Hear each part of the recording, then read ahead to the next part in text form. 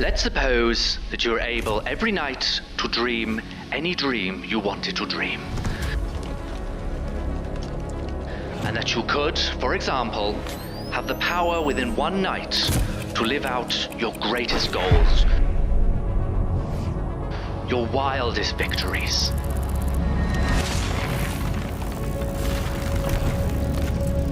You could have every kind of pleasure you could conceive.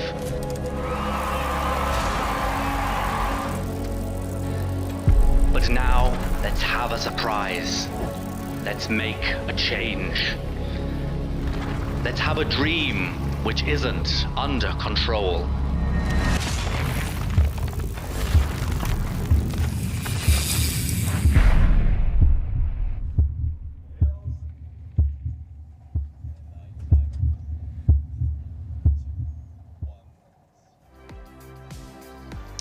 Well, hello everyone and welcome to the UCI Mountain Bike World Series Festival Haute Savoie. We're here in Léger for what promises to be one of the big days of international downhill mountain bike racing of the year. My name's Rick McLaughlin. Joining me in the booth is none other than Cedric Gracia. Cedric, Léger, France, downhill, this has got it all, hasn't it?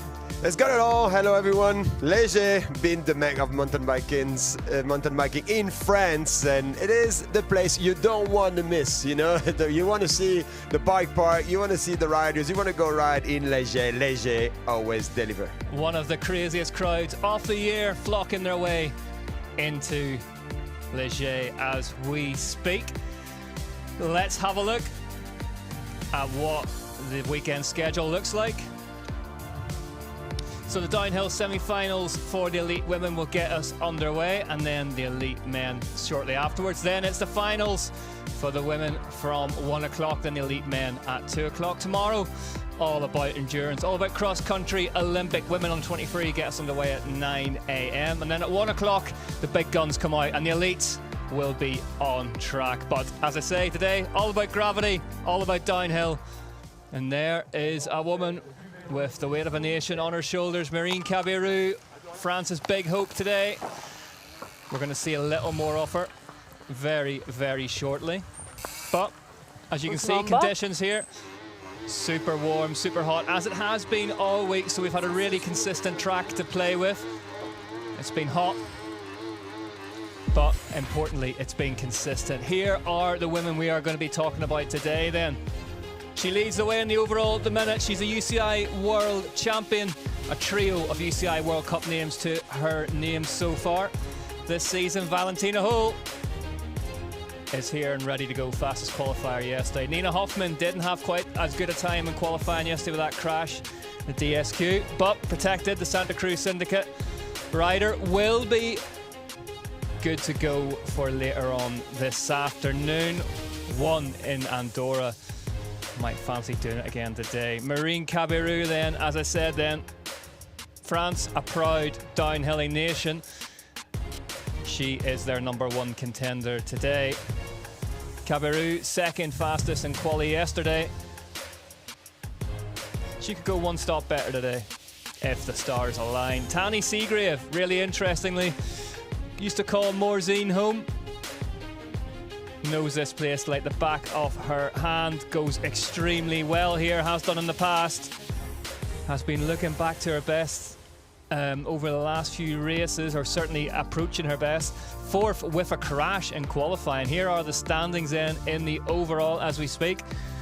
Valentina Hull, 494 points ahead of Nina Hoffman. Camille Balanche still missing in action with that injury, 672 points back. Then it's Cabirou, then Hrastnik. After them not here this weekend either, then it's Hemstreet, Seagrave and Gale. Seagrave and Gale still locked together already. Millie Jonset, what a season she's having, 12th. Currently in the overall. Then Farina, well, she missed the first half of it, but she's come back extremely strongly. Farina 5th in that qualifying session yesterday. So 10 minutes or so to go before we get underway here in Léger. Cedric, what is it that makes the crowd so just, I don't know, formidable here? Like, they really are a force to be reckoned with the whole length of the track, aren't they? I mean, that track is just so hard to attack. L'amour avec grand A, celui qu'on se sert. I have 3 injuries the last 2 years, and it was really difficult to come back, and especially because the level is really high. I broke 3 of my vertebrae in Leogang last year. I spent 1 month on a corset, and I can't move, can't do nothing, so it was a really long way because I lost all my muscles, so it was a big job after to recover everything. Plus tous les projets d'avenir, romance petit-déj au réveil dans le lit. At the beginning of the season it was really hard for me because I was riding but not really feeling myself on my bike. That takes a lot of time to be back and find your good level again. When we start the season, I wasn't ready for a race and actually to win, so we decided to build step by step all along of the season and race by race. I'm really happy the way we do, and every race I'm a bit faster and I'm closer to the top spot. C'est là qu'il commence pour de vrai le test. À cette étape, quand j'y crois à nous deux, on se focalise sur le grand A. On se fait des kiffs, on adore ça. The results are so tight on every races. It's a different winner on every races, so it's just crazy, and I'm happy to see the sport improving like that. Marine Caberou then, carrying the weight of a nation on her shoulder. Caberou on the hunt for a comeback win. Looking good there. She's cracking hard. 1.7. So Marine's found a second in the woods. The bike tried to slide out from underneath her. She grabbed it back, crosses the line. Marine Caberou goes fastest by 3.1 seconds. Yes, maybe this weekend can be a good weekend for me. I really like the track, but for the moment I feel good on the track, I feel good on my bike, and we will see. I'm on the good way, I think, and maybe it could be my weekend, we will see. Yeah, you just get the feeling, Cedric, she's building towards a big result. Confidence, you know, when you have this, you're almost unbeatable. She did that. You definitely get that impression from her. She's not in a rush. She knows it's coming, but Step by if step. it arrives today, wow, get ready. Well, as Marine Caberou just visualises her way down the track in Léger. Let's take a look at it for ourselves.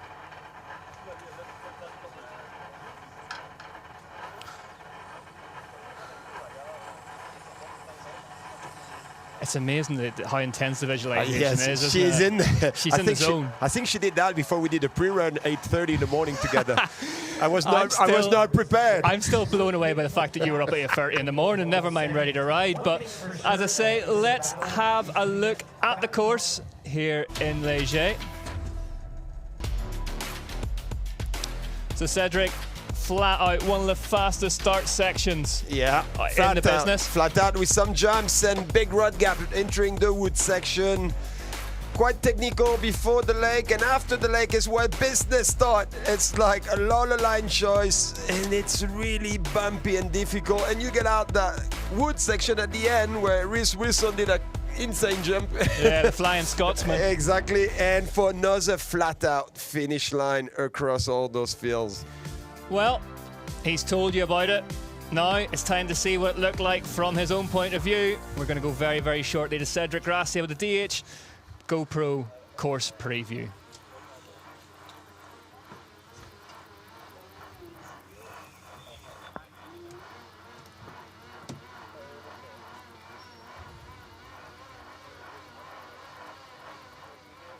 Valley Ho just taking a second to close the eyes and visualize this track. Different routine, huh? Yeah, very Marine different. more aggressive. Well, here is Cedric's GoPro course preview. Strap yourselves in.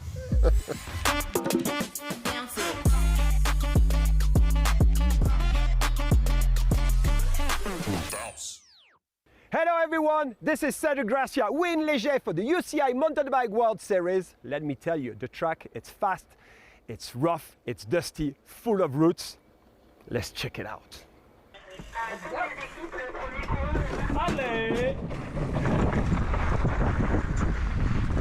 There we go, a couple of corners there.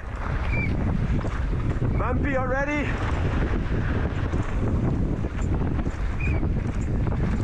can feel the water already.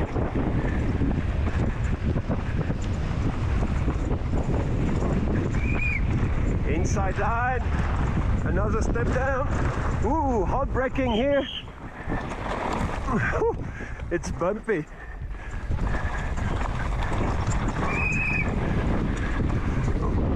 Big drop.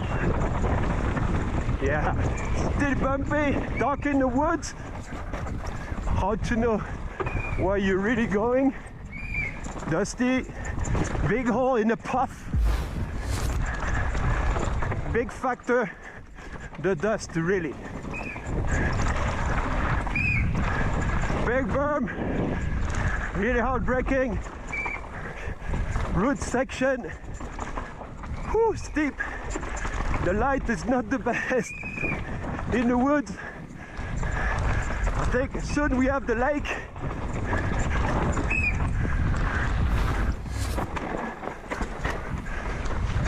Outside, drop, another drop, upper line. Oh, it's greasy there, kind of greasy. Okay, this is where it's tricky. Down to the bottom. Woo! Don't know what I'm really going there. As you can see, Marine is pulling off. Upper line here. Some berms. Jumps. Woo!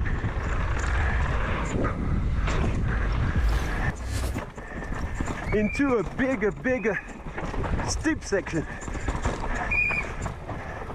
Right there. That's really steep. I don't know if you guys see, but it's so steep.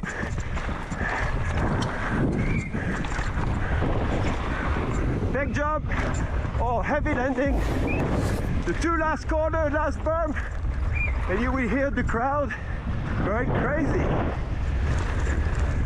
There we go. That was a preview run in Léger.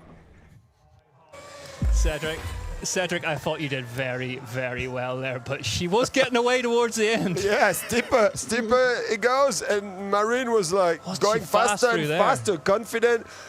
I kind of tried to follow Will, but hey, so early in the morning, it was not so easy. First run, I was like, wow. Well, absolutely spellbinding through that steep section. Marine Cabirou. Be interesting to see what she can do today. And here is your start list. Emmy Land from Canada will get us underway. Then it's Vidman, Ferguson, Ahern, Newkirk, Jonset, Hoffman, Hemstreet, Scarzy and Bauman. Then we're into the business end of things. Gail, Farina, Tani Seagrave, Monica Hrasnik, Marine Cabirou and Valentina Hull will be the last to drop here in Léger. Getting ready to go racing at one of the absolute temples of speed of European mountain biking, and it's a beautiful blue sky day for the 6th round of the UCI Mountain Bike World Cup.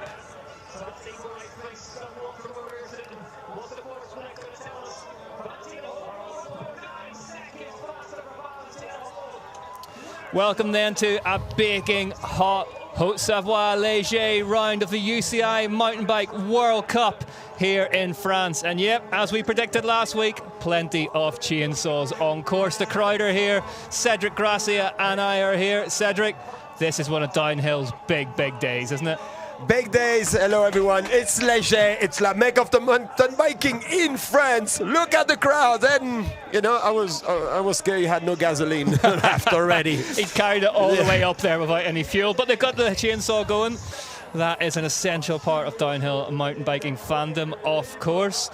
So we are just approaching getting things underway here at the semi-final for the elite women. First out of the traps today, Emmy Land from Canada, riding for Forbidden Synthesis, will get us underway. More used to seeing her, of course, on her enduro bike, but she's made some good cameos on the downhill machine already this season, and we'll be looking to do the same here today on one of the fastest tracks of the year, really, isn't it, top to bottom? So fast, and a lot of spot you can do death grip, really. It's like having all your fingers around the grip, not touching your brake levers. We saw it during the juniors yesterday, didn't we? It was. It's mentally, it's hard. You It's want a to go, bold you're move. tired, and the crowd is going to make you so pumped. This is what it's all about downhill. You know, the excitement, loud in the woods. You don't even listen to the bike.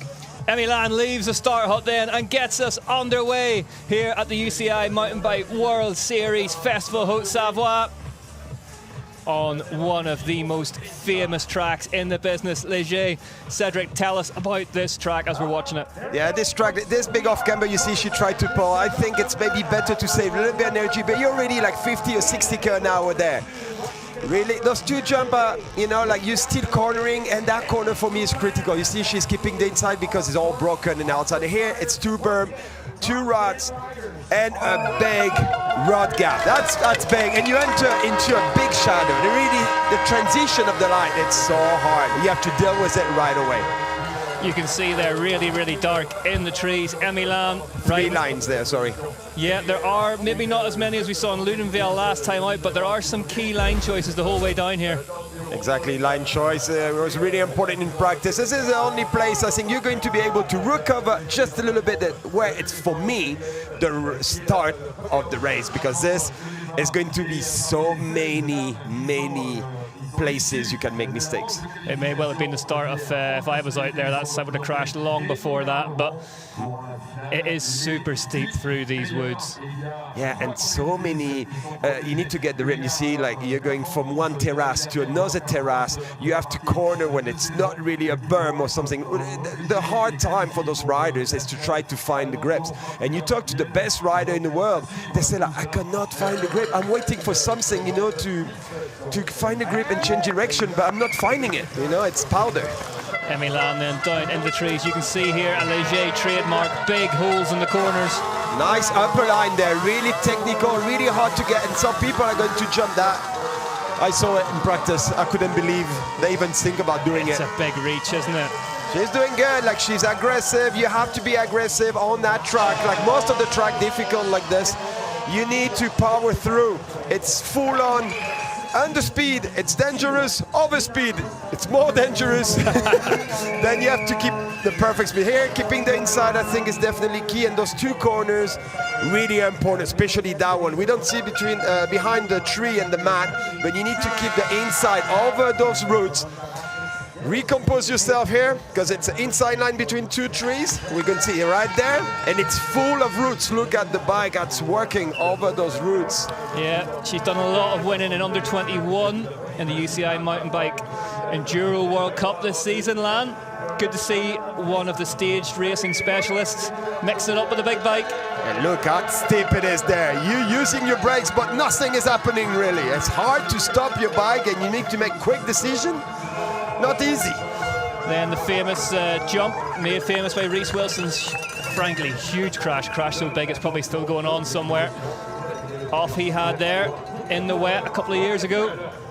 Lands safely down it though, across the off camber, onto that big compression, onto the road.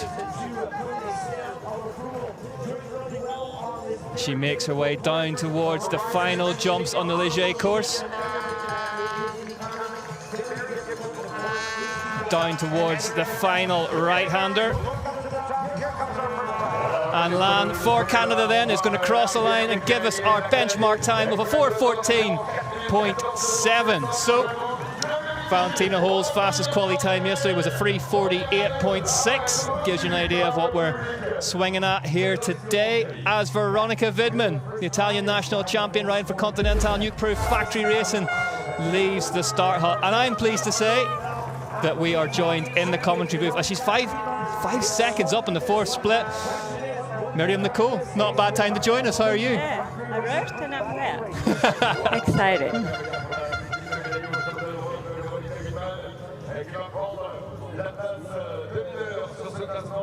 Miriam, you must be disappointed to be missing this one. Oh my god, yeah, this one looks so good, but I have to say it seems pretty tough. I just watched Cedric go through and it was like kind of gnarly, so hat off to all the girls riding in this gnarly track. Vidman, sorry to interrupt you, Vidman goes fastest by 6.5 seconds yet as her teammate Louise Ferguson leaves the start hut. Miriam, so good. So good. To say that the track looks difficult because it felt so difficult for me. She's 5 down on split number 4. 5.3 seconds at the 4th split. Yeah, I thought Cedric did very well in that course preview. I don't know about you, Miriam. Yeah, he did really well, but Marin was going quite fast. Yeah, thanks. Practice did help, but you can see like the girls are managing really well, but they all know there is a final after that though. Will they give it 100% now or save some energy because this track is quite gnarly? Yeah, we're going for 10 riders plus any of the protected riders outside of that here in the semi-final session. So Ferguson looking to make a claim for that, does so. Goes into the hot seat 5.8 seconds quicker than her teammate Ferguson. As Sharon Ahern for the YT mob, fast earlier in the week. Ahern leaves the start hut. This part is so hard, so technical, so like it's really hard to find the line, you know, it's so much dust. And she's 2.5 on slip number 3. Cedric, you mentioned earlier on that you think that a lot of the riders from particularly the west coast of America, Australia, they're used to these kind of conditions. Can they be a factor today? It'll be a factor for sure. Australia and California boys are going to be quick on that dirt because that's a dirt they have at home. Big Bear is like that, and in Australia, obviously, does like this, but as well Canada, because Kamloops is like that. All the people who know how to find or surf that kind of dirt are going to be good today. Miriam, it's a funny sport, isn't it? Whenever it's really, really wet, there's not much grip about, and when it gets really, really dry, there's not much grip about. Yeah, that's what we love, perfect condition, but it never happens. Well, only maybe on day number 1 or 2 max. Second place for Ahern. Anna Newkirk then for Beyond Racing leaves the start hut from the USA for Beyond Racing. On that custom-made Contra steel downhill bike. 1.7 seconds into the good for Newkirk. That's good. She's fast there. I guess she's doing death grip. She's hitting the berms pretty hard. Yes, and we saw the difference. Miriam, we saw yesterday the last part, like some people could lose a lot of time, and it don't look like it is much there. You know, like you can gain time or lose time, and we saw a big difference yesterday. I guess it's like not on the grip and committed make a difference. 43.6 kilometers on the speed track. And this last berm is pretty tricky. I saw the men struggling with it this morning, so it's going to be a key point as well. What makes it, she's 1.5 seconds quicker, Newkirk, into the hot seat. What makes it tricky, Miriam? It looks like it's sort of slightly too shallow, is it? Is it breaking up a bit? And then it got to be destroyed, it's dusty, and people are tired also. The last berm of the track, you're sometimes not that cautious, so. Millie Onset, she's had nice line there. A good couple of first splits, and she's into the green, but she's back at the 4th one, 0.4 of a second back for Jonset now, the Norwegian. Had a really, really good time in Ludenviel. Yeah, she needs to keep the speed here. It's so, like we saw with Miriam, it's so easy to lose time there. You have to let the brake go. Yeah, and you know, those big cranks there, those big, when you pedal hard between the jumps here, is it going to make a big difference, or it's better to actually tag and try to don't get the wind, recover a little bit, but you know, just for that last corner, maybe it's better to just pedal. I tried not pedaling last year and it didn't work, so I would say, go girls, go pedal hard. John said just 0.6 of a second outside that time of Anna Newkirk, so that's looking good for her. Miriam, on a track as rough as this, there's holes the whole way down it. Nina Hoffman leaves the start hut for the Santa Cruz Syndicate. I mean, do you have to limit how much practice that you do to try and limit the effects on the body, or? Yeah, it's really like tiring, and the bike also has to work really good. So Nina is ahead, and she's been working a lot all the winter with her bike, and she's fit. So good position now. 1.3 seconds at split 4 for Hoffman. So she had that crash during qualifying yesterday, 56 kilometers an hour their live speed. Hoffman with a bit of a point to prove. There is a bit of a lurg floating around here in Leger. A bit of illness is knocking about, and it has affected the Santa Cruz Syndicate. So Nina Hoffman back to hopefully full health. Stops pedaling, sits up there, crosses the line, comfortably into the lead by 2.1 seconds from Anna Newkirk, so that should look good for Hoffman. Yeah, no, that's good for her, you know, after a crash like this to get confident again. Gracie Hemstreet for Canada, and for Norco on that prototype machine leaves the start hut. She's in the right, 2.9 on split number 3. Oh, she was. She needs that burn pretty good. Yeah, she was going for it. 5 times a UCI World Cup winner in the junior category.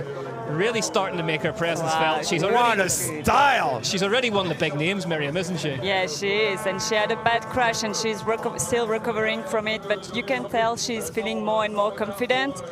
And yeah, she got a big side. Oh, the style is amazing. I wish I had one like that. 1.6 back at split 4. But you see the turbulence on the bike before the corners, and Miriam was saying that corner is really tricky. 3.5 seconds back for Hemstreet though, so yeah, we will be taking 10 through, plus any of the protected riders who are outside of that. Gloria Scarzi, now a really big talent from the enduro world, stepping on the downhill bike. Struggle on those first corner. You see it's so bumpy. Maybe the inside will be better soon because it's so destroyed already. Scarzi, good qualifying session yesterday in 8th.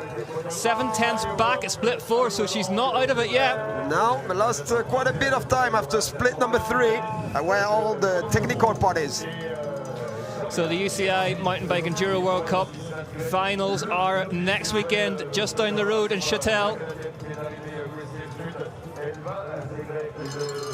Scarzi up and amongst it in the overall there, and up and amongst it in terms of the times here in the elite women's semi-final in Ligier. Gloria Scarzi from Italy down to the line with a 4-minute time, just 2 seconds off the hot seat time with Nina Hoffman. Miriam, how you will attack the track there? Like flat out from the start, or try to build your confidence? I mean, like when there is big holes and those routes like this, if you are passive, like it's so much worse. So you have to attack. That's the advice I gave to Lisa before. Like, and it's working. Go for it. Go for it. Well, if you wanted to promote your own advice, Miriam, 2.3 seconds at split 4 faster than Lisa Baumann. She was really pissed off after yesterday quali. She said, like, I can do better, and she's pushing. So I'm happy to see her. And the background is from cross country, right? It's only 2 years she's on the downhill bike, really. That's crazy. She's young and she's been only riding cross country and enduro, and you can say she's fit and she's pedaling hard here. That 4th split looking really strong. So whatever she did on the exit of Lewis Woods there has worked as Baumann comes down the line. Is she going to go sub 4 minutes? Lisa Baumann stops the clock, 3:57.7.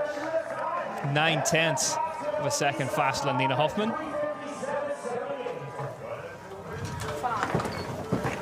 5 to go, and we will see more of the runs from here on out. Phoebe Gale for the Canyon Collective FMD gets underway. Just quickly on Lisa Baumann though, Miriam, how impressed are you? I'm really impressed, like coming into the mountain bike scene just like that in downhill, and she's just killing it. She hasn't done much, but she worked really hard this winter. She did a lot of training camp and riding with Valley as well, managed by Cecile. Gail losing more and more time from split number 1 all the way down, losing more and more time. Split number 4, she was 5 seconds behind. Really hard, and you see, she's great. She's pedaling so hard, but you see, it's so hard to tell, you know, like that track is so difficult. Yeah, I mean, like we only see the last section, but those girls are coming through some gnarly routes, big holes, and they have been like through a lot before this last section. So Phoebe Gale down the line, 5.6 outside that time, Elisa Baumann. So Gale, not one of her better performances, but she's still hopeful. Eleonora Farina for MS Mondraker leaves the start hut then, the reigning European champion, 5th in qualifying yesterday. Oh, pedaling hard here. yeah, and to manage to keep the speed at the start is a tough one, because it's hard to pedal. It's better to pump maybe, Miriam? I think you still have to do a bit both. Yeah, okay. So now she's been through the first gnarly section and she's coming into the second wood. This is when I find it really hard. A second faster at split 2 for the 32-year-old Italian. Made a good first wood section. I hope she keep going that way, because when you attack sometimes a little bit too hard, you're paying the price maybe later. But hey, you have to attack today. I think Ellie only knows one speed, doesn't she? And that's attack top to bottom, and then she'll deal with the consequences once she gets there. So that's a place where they can rest kind of before hitting this off camber again. What do you mean, breathing? Yeah, Your idea of resting and mine are very different, Miriam. But heading towards the halfway point then on the third split. Really hard to get the upper line there. Really, really hard. Big off camber. We don't see too much on the camera, but there's big turbulence, big impact here, big compression. You need to reset quick. You don't want to stop the bike. Farina, she's a tough competitor, isn't she, Miriam? Yeah. I mean, like, she's been on a circuit for a lot of time, so she's got a big experience, and that will help. So she's 1.8 seconds faster at the end of the third split. It's going well here for the Italian. Yes, she's increasing her time. That's good. Physically, she can take it. She look good on the bike. She don't look like she's suffering, and sometimes you see the face going down a little bit. She's still looking up. Yeah, it's good. It reminds me a bit Val di Sole, and Eleonora has always do good there, so I think she's going to do pretty good in this last deep section. It's certainly looking as rough as Val di Sole has. Yeah, I mean, like, this is kind of the same right now. See, the inside line was nice. Really good. Over this time is definitely the line, because you go so fast in that corner, you can exit and jump. Yeah, Farina having a good crack here. Out into the open now. She'll do this gap jump. 1.8 on split number 4. Hang on over the off camber. Bike trying to get away from her across the road where the bike compresses all the way through its suspension. And now back on the pedals for these last few jumps, which they have modified for this year, made them work just a little bit better. You see the back wheel on the off camber, just looking for grips. Heads down now into this right-hander. Miriam says extremely tricky. Manages to absolutely nail it. Farina down the line then, 2 seconds faster than Lisa Baumann. Amazing bottom. Amazing bottom. Make some time at the bottom, really. So Sharna Hearn into the drop zone now as our current 10th place semi-final rider. Tani Seagrave for Canyon Collective FMD leaves the start hop. Back in the game, Yeah, back in the game. I saw her, and she did struggle a bit to set her suspension, her bike working really good, and this is tricky with this track, but she was like hungry for some more, and she needed that semi-final to get ready for the final, so that was really important for her to do a good run.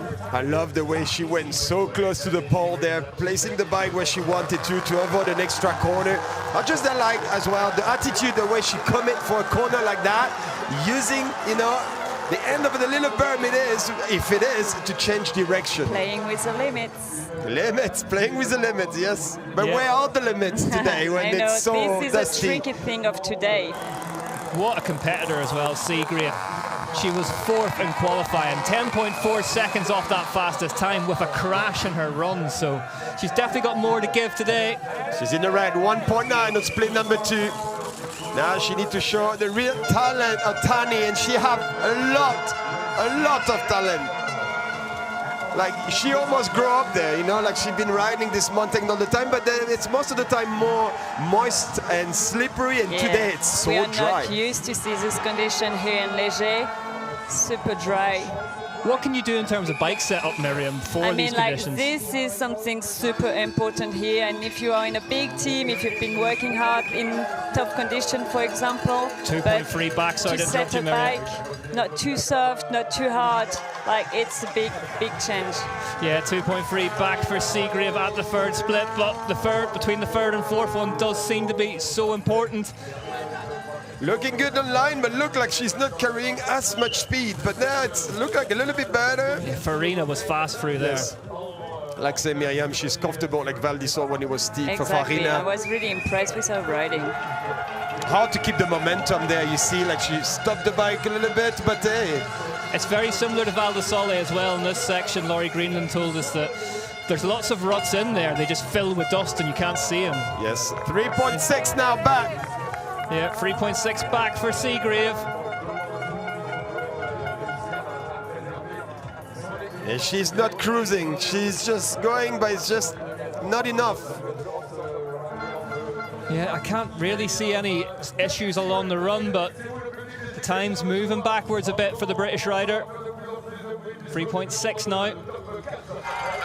As she gets ready for this final right-hander before the line. You see the suspension work before that last corner. Seagrave crosses the line in fourth then. 4.6 seconds back into fourth place. Quite a bit of time, Miriam. 4.6 is... Yeah, I mean, like, maybe she's saving some energy, Yes. but maybe under kind control. of slowly. This woman, though, is riding herself back into a great bit of form. The Slovenian Monika Hrastnik. Oh, aggressive. Yeah, she was sixth. Nice double there. Sixth in Ludenviel last time out. She was third in qualifying yesterday, so 2 to go after her today. Losing some time on the first split, and she looked pretty good to me, but not fast enough so far. It's pretty tight, but Pretty you can tight. see she's going for it. Look how much work she's having to do on the bike as well. It's so rough, and dappled light through there, making the line choice all the harder. Yeah, 2 line, it was an inside and outside. You need to cut really sharp there to keep the speed for it looked like a little bit, you know, a little uphill. Then you know you need to carry that speed. You want to save some energy there. You don't want to stop the bike. You want to keep the bike rolling. Speed is your friend there. Nearly 7/10 back. Miriam, from a race bike, how much of those lines can you actually see, or do you have to trust that they're there in the light conditions like that? I mean, like, you need to choose before you run, but in this condition you have to be ready for anything, because it's so easy to have a change in your lines, and you just have to be strong and feel confident. Ooh, she's almost lost the going for front. it. Yes. You mean, like, Miriam, you need to have a plan A, B, and maybe C on your line choice. That's kind of the plan. The plan is that many plans as Monika Hrastnik heads towards the third split, and she's still in touch here. That's pretty tight. When Miriam was saying like she was attacking, she was exactly right, and you can translate this about her time right now. So Monika in the same team of Camille Balanche that we miss, and she's riding Commensal, really good bike. You can see how it's working really good. I should point out that Miriam also rides for Commensal, for any of you who are new who are joining us for the first time. It works so good. She lost a tiny bit of time right there.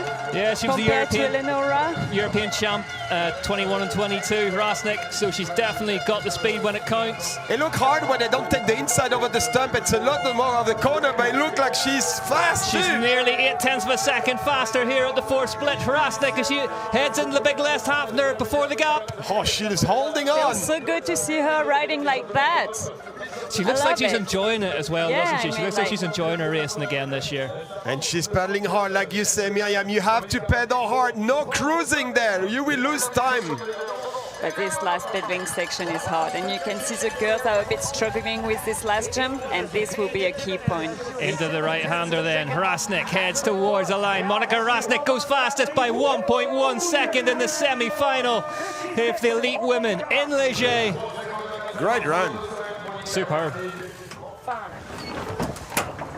Well, as all of the French crowd take a breath. Inside on the first corners. Marine Cabirou, second fastest qualifier yesterday, 1 to go after her, leaves the start hut.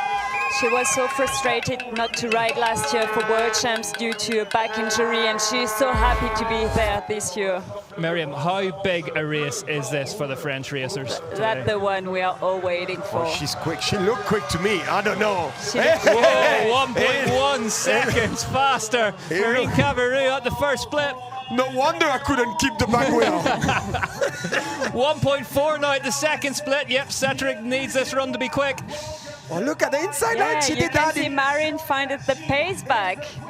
She's back into it. I'm She so looks happy smooth. to see this. Yeah, and she's riding confident. When she decides something, she go for it. You can see like full-on commitment, hitting the line she won. She's one of those racers, Miriam, isn't it? Whenever she's in form, it looks like she's got time on the bike. Yes, everything I mean, works as one. I can definitely say she's feeling good on the bike, and she's fit, so...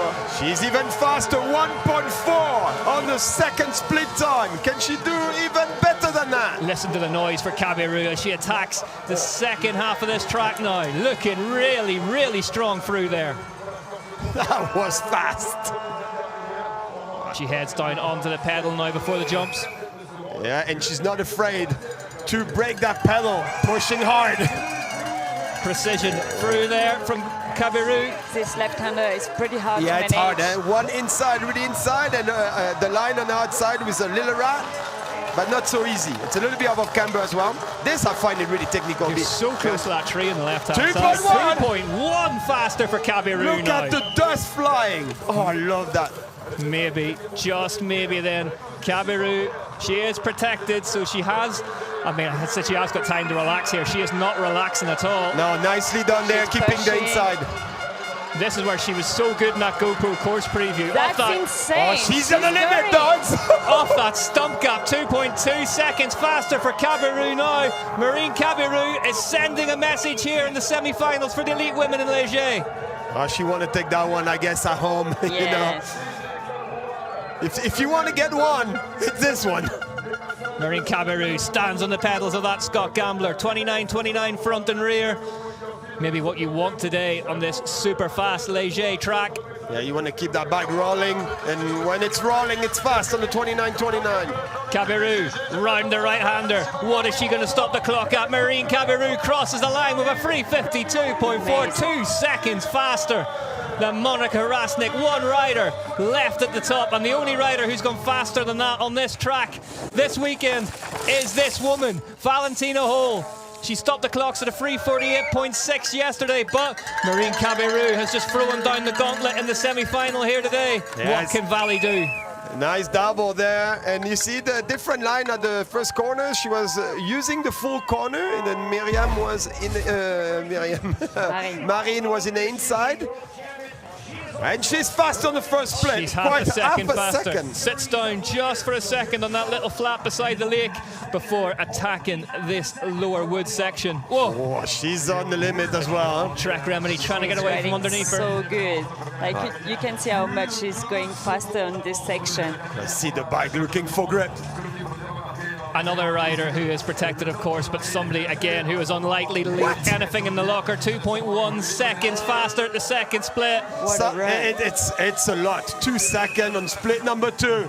Miriam, what's the difference with Valley this year? What's she found? I think she found the confidence. We've seen Valley crashing many times racing, and she's done some really good races, so her confidence is at the highest now, and she's riding the bike so good, and I'm waiting to see her on the last jumps. Yeah. Impressive the way she attacked her. And you see she's not sleeping when she's cornering. She already want to go to the next one. She want more and faster. Valley is a really good skier, and we are talking about people from Australia, but skiing is a bit like just, you know, like you're kind of surfing. Wow, the outside line here, you can see the bike. 2.5 seconds faster at the third split now for Hull. Keep increasing.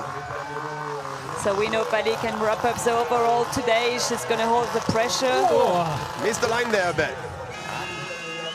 Yeah, the overall, it's within her grasp, mathematically at least anyway.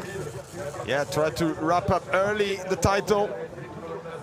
So you can see on track and training she's definitely fastest, but the mental game is going to be huge today. Yeah, I think you're right. Mental game today is not taking the inside in the stump here. Cameraman could hardly keep up with her there. 2.2, so she's lost 0.3 of a second, but that won't matter to her. Still plenty of time to play with. Oh, big straight line, just squares that corner off, leaps high onto the left-hand side so she can drift down under that compression, across the road safely, heads down to these final jumps. And she want to grab those points. They are so important today for her to try to wrap up the overall. Points mean nice. prizes.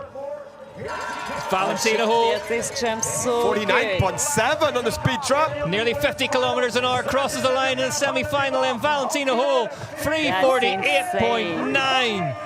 3.4 seconds faster than Kabiru in the semi-final. Still just 0.3 of a second outside of that qualifying time from yesterday, but she's won that session. She's won herself a load more points, and she has won herself another step towards that overall title. Yeah, that tracks, with all the practice in the morning, is not getting better. No, it is not indeed. I'll tell you what's really impressive, Miriam, is the fact that she's she's done it across all tracks and all conditions, hasn't she? Yeah, I mean, she's a super good rider, and Vali has been riding her bikes forever, and she's super technical. Here's the results then. Hole from Cabarrou, Hrasnik, Farina steps up 1 place from qualifying. Bauman's in 5th, superb from her. Nina Hoffman safely through in 6th. Gracie Hemstreet unfortunately misses out, as does Ferguson, Gale, Ahern, Vidman and Lan. So we have our 10 riders for the final. Look at the replay.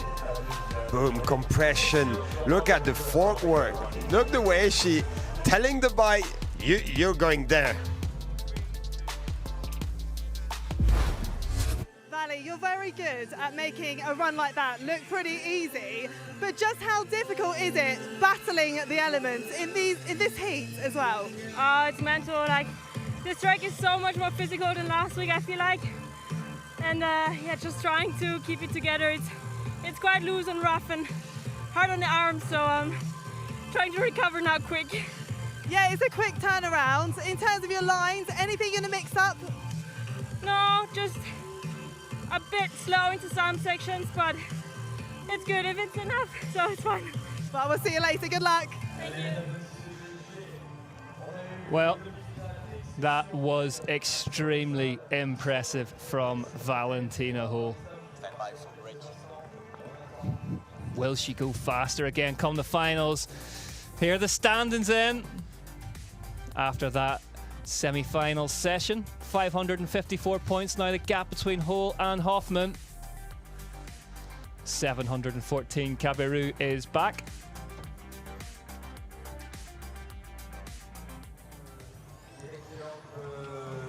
Léger bakes in the sun, as it has done all week. Not much cool air moving around this place. But we are getting ready to go live for the elite men's semi-final here from the UCI Mountain Bike World Series, Haute-Savoie. This man thrilled the French crowds last time out in Ludenville-Peyragueux. Loic Bruni got his first win of the season, has the overall titles leader's jersey as well. Jackson Goldstone won last time. Val di Sole Trentino, Santa Cruz Syndicate youngster, would like to grab his second win of the season. Man still in the hunt for his first. Finn Isles, he had that jersey, that overall points leader's jersey before that DSQ in Ludenville-Peyragueux. Can he make some inroads into getting it back today? And there you see the dirt on the side of Benoit Coulange, but crucially, fastest qualifier. This time out. Andreas Kolb for Continental Afferden, big Austrian, took the big win in Leogang earlier on in the year. And a man who might just go well today. In fact, there he is on the left, and I'm glad to say his teammate Charlie Hatton has just joined us in the booth. Charlie, how are you? Yeah, I'm very good, thank you. It feels pretty strange to be on this side of it, but I know I'm excited for a new challenge. Yeah, the arm is all bandaged up, so what is the prognosis? Yeah, unfortunately in Ludenville, fell off in the finals, and looks like I broke my ulna and radius, so it's not the end of the world, but yeah, I'd rather be racing today, that's for sure. Well, those who are working today, Loic Bruni, standings, 90 points clear of Finn Isles. Jackson Goldstone, 92. Behind him, just 2 points between second and third. Lucas Shaw's in 11th, then it's Bernard Kerr 12th, Dakota Norton 13th, Greg Menars 14th. Levesque went extremely fast in qualifying yesterday, 15th. I'm sorry, I never introduced you as the UCI World Champion either. That should. Do you demand that people say that on your arrival places now? Or? Yeah, they do. I forget sometimes as well myself. So. Except when you put the jerseys on. It still feels weird. How do you feel? You know, like, it's so good to have you here first, and just to put the jersey for the first time. Yeah, it was incredible to put that on for the first time. I think after winning it in Fort William, yeah, it was an absolute dream come true, and to put it on for the first time, it felt, yeah, insane really. And I think I still feel like I'm riding the high. Even though I'm sat here with a broken arm, I'm still like, I still wake up with a big smile on my face. That's awesome. That is what it's all about. Here's your semi-final start list then. Menard, Hart, Piercy's right up there in amongst it. Commensal Les Or. Then it's Isles, Meyer-Smith, Bandera. What a season he's having. Goldstone, Levesque, Ollie Davis, Loic Bruni, Troy Brosnan, Dakota Norton still riding that wave of form. Bruni and Coulange last to leave. Let's talk about Benoit Coulange. What a season, and disappointment in Ludenviel, but today maybe? I think he's got to be up there for one of the favourites. He's riding incredible at the minute, so yeah, I think he's going to be really fast today. Yeah, it would be good if he can pay off, because he's turning around for quite a bit now. It would be good if he can go through. For him, especially here in Léger, I guess, you know, like it would be the perfect day. So 21 degrees Celsius here in Léger. It's been hot all week. It's been consistent all week. The track extremely battered and blowing out as we get ready to go racing for the elite men's semi-final here from Haute-Savoie, Léger. Not the usual kind of dry condition in Léger. It's usually moist or rain and slippery, and now it's like Kamloops in Canada or something. It looks really, really tough up there. I watched some of my teammate Andy Cobb's GoPro last night, and I can't believe how destroyed the track is. Yeah, it's hard to find really the grip. rough, isn't it? We just Really, saw really during the elite women's semi-final. It looked distinctly Val di Sole in places, just the big holes filled with dust. Yeah, it's definitely getting that way. It looked like you cannot trust the ground too much. You know? Here we go then. We are racing in the semi-finals of the elite men's race here from Léger. Harry Malloy leaves the Star Hut for Continental, Nuke Proof Factory Racing. Man who's done so much work behind the scenes for that squad. Can't believe they're still pedaling so hard on the off-camber right away, full on. Like Bruni told us yesterday, that top bit doesn't actually feel that fast until that gap where all of a sudden it narrows. Yeah. They shrink, it looked like too small. Even that drop is quite small. Because you go so fast, the light transition is so hard here. How you deal with that? Like different lens, like clear lens or different? It's very tough with the light and dark patches you've got. There's not really a lot you can do. I know some people, when they come into like a light and dark section, they say to blink. Yeah. Literally like try and refocus your eyes, I guess. But yeah, it's really, really hard. If I blink, I would never make the corner. That was the old Dan Afferton trick from years ago, wasn't it? He used to do road gaps and close his eyes mid-air. I think that's who told me, actually. I don't doubt it as well, knowing that man. But Malloy here, you can just see the dust kicking up over that little gap jump. I say little, there's nothing little about it as he heads into these corners. Yeah, hard to find this grip in the corner. You want to keep the inside and the upper line so hard to take. I tried twice on my 2 run, I never made it. Yeah. I was like, what's wrong with you? It's so hard. Like you don't see how much off-camber compression. I mean, you can see a little bit on the TV, but can you imagine it's just twice harder?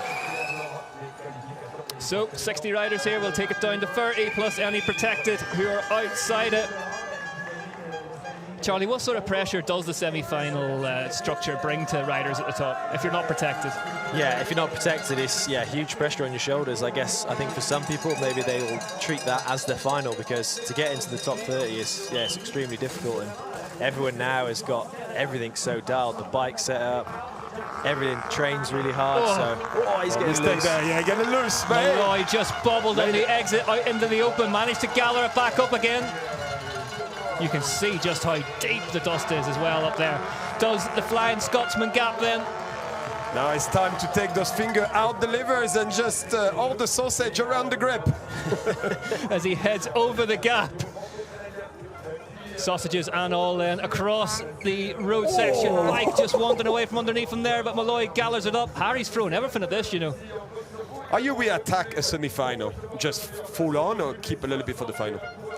Personally, I'd try and keep a little bit for the final, but it's always tough because you just go a little bit slower in each section, and before you know it, you're 5 seconds behind, so it's tough. Malloy crosses the line then with a 3:31.8. So our fastest qualifying time yesterday was a 3:22.6. Elliot Beau from France. It's 2.6 down, I reckon, by my clock here, further into the run. So hard. You see the bike is like, it's so bumpy there. You feel like it's, it's flat, but it's not. And this is quite a bit of a corner too. I mean, it is quite a bit of a corner. It's because interesting. with the speed. Whenever you walk it, Oh, he was on the limit. Oh, just clip it just before the drop. whenever you walk it, that top section looks basically straight. But whenever you actually see the speed that the elite riders are riding it at, there's corners aplenty in the middle of it. Yeah, because the speed it comes, with the speed come corners like that. 2.3 seconds back for Bo as we rejoin his run live now at the bottom. 50 kilometers an hour first we've seen today through the speed trap. 3.6 seconds back for the Frenchman.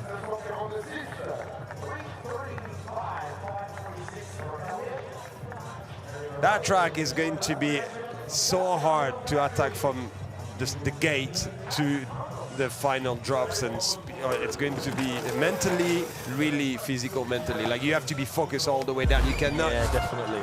It's especially with the conditions like this, it's so hard to know where the limit is, and you can think you're going fast, but yeah, it's always on the edge almost. Well, Alex Franco's gets some pedals in across that off camber. He's half a second faster now, the Frenchman at the fourth split. It was good on split number 3. He did something really special there. Is there any kind of statue or tribute to Andy Kolb's save at that rope gap? He needs one. Franco's heads the line, second fastest, just outside that time of Harry Malloy. Yeah, that really, really wet race we had here a couple of years ago, and Andy Kolb managed to get it all gathered up. Mr. Drifter. He loves getting sideways, that man. Inside. There's a lot of them to get sideways as well. Ian Guyenet. He's done it nicely. Guyenet, 700s faster now, 7,000, excuse me. Yeah, looking good. You see, like, a back wheel swinging like this. That stump gap is worth the time, isn't it? Half a second. But it must be extremely difficult getting to really accurate points like that gap whenever the conditions are so loose. Yeah, it's really tough. And I think almost a stump gap like that, you could hit it fast, but then you square off the next corner, and then you lose all the time to the finish line. So necessarily the people that might go slower over that stump gap to set up wide for the left actually might pay off. Yeah, especially when you don't want to touch the brakes there, and it's a bit of a camber, and it's fast. Yeah. Guyenet down the line. Are we going to see a new hot seat later? Ian Guyenet goes 1.1 seconds slower than Harry Malloy. So we are in the semi-finals for the elite men. Dean Lucas just announced last night he will be retiring from international downhill racing.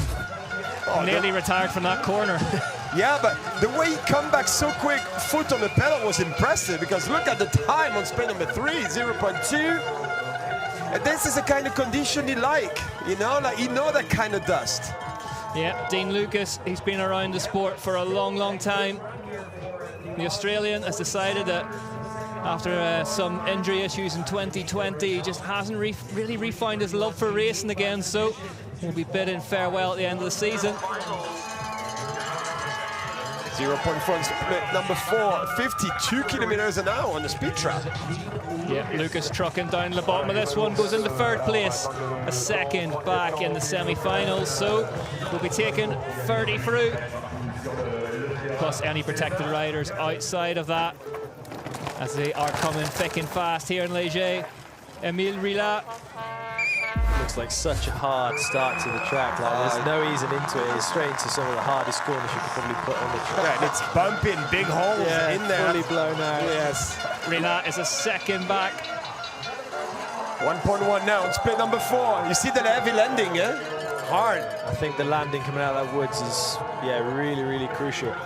You carry all that speed down this whole section, and I think, you could lose almost seconds, I think. We saw such yesterday. a simple part of the track as well, but it's very important. I think a second, and even a little bit more on the short, a short distance, that's quite a lot of time. I mean, if you know, it's maybe your last chance, You're like, all right, flat out.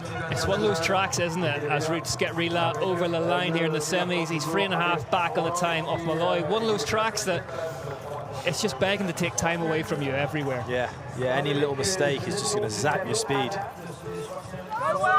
Matt Walker made it through to the big show, the Pivot Factory racing rider. Oh, aggressive outside the second corner. From New Zealand, 2.2 seconds faster though for Matt Walker. Oh, it's quick. Oh, that was good. Long. Squashed. Yeah, squash it. Try to get as much speed as you can. impressive riders. He knows how to do everything, you know. 2.3 on split number 4 in the green. Walker. He's going to carry good speed down here. He's a heavy rider, so I think he's going to be flying down this bottom section. Really, really popular rider. Won the UCI Enduro World Cup in Val di Fassa Trentino earlier in the season on the smaller bike. What can he do in the big one? Matt Walker then down the line for Pivot Factory Racing, goes fastest by 2.5 seconds from Harry Malloy. What a run from Matt Walker. And the last corner, he did it so good, and it's not that easy. That corner's start to be a little bit tricky. Yeah, that last corner's going to claim some victims, I think. Greg Williamson from Tour, up near Inverness in the Highlands of Scotland. Madison Saracen, he's in touch here. Williamson's in touch, just 1/10 of a second back of that time from Walker. This will be interesting. He went around the stump. He's a second faster, so he went round the stump a second faster for Williamson. Yeah, it looked like when you go around, you set up better for that berm. Williamson going hard left over the rider's left on the lad off camber. Big man on the bike. Yeah, he's a big, powerful rider. He's going to, well, we'll see what the finish line time says, but I think this could be pretty good.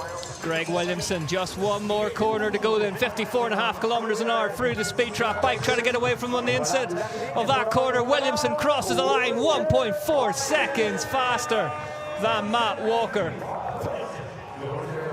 Great run from the Scotsman. Johan Garçon then, Scott Downhill Factory Racing, just trying to get out of those corners as quickly as possible. They look really tricky, those first couple of turns, Charlie. Yeah, super hard. I think it can almost dictate the run, and if you have them not so good, it's very hard to mentally say, right, we need to keep pushing them. 2.4 on split number 4. He's losing time more and more. He was in the green on split number 1. Yeah, Garçon moving backwards a bit as the run's gone on. Everything looks so fast for me. It's hard, you know, when we don't see on screen where you make the mistake, where he lost time, you know. Really attacking the bottom section here, Garçon, though. Oh, nice manual there. It's like a little bump, like a roller there. 52 kilometers an hour through the speed trap. Garçon down over the line. 3.5 back on Johan Garçon. Thibault Lally then for Pink Bike Racing. Big race for him at home in France. I think all the Frenchies are going to give the best. He's in the green. He's in the green by 0.6 of a second, Thibault Lally. Oh, he went over the stump, like no inside, just on top of it. He's lost a bit of time. Yes, maybe that line you're saying, maybe it's better to be around, carry speed. Yeah, I think you'll get to the corner faster on the stump, but the exit speed's just going to be zapped, I think. Yeah, you're making things a little bit more squares and when you go around and carry a lot more speed. Pushing hard though for Thibault Lally. Thibault Lally, 50.8 kilometers an hour through the speed trap. 4 kilometers difference compared to Williamson. Yeah, Greg was super fast through that speed trap. And no skin suit. No skin suit. No skin suit, no. Big powerful legs, I think. Just all beef, yeah. As we see Sebastian Holgenvia from Colombia leave the start hut. Charlie, you won the UCI World Championships earlier in the year at your home round, Fort William. How much of a difference? We just talked about the French riders racing in front of a French crowd. Like, tell us the actual realities of racing at home. Is it different? Yeah, it is different, definitely. I think a lot more people recognise you. You've got a lot more familiar faces, and yeah, to get a good result at home it makes it extra special. So yeah, it's incredible to ride in front of a home crowd. Is it a busier weekend? Have you more on? Yeah, 100%. A lot more people, like, well, I guess you know more people, so you're just chatting to a lot more people, and yeah, it's really cool. Don't they distract you too much? So it's hard to be nice and be focused. Yeah, sometimes it's hard to find the balance, but no, it's cool. Holger Villa across the line in 4 seconds, back off that time from Williamson. Great time from Greg Williamson.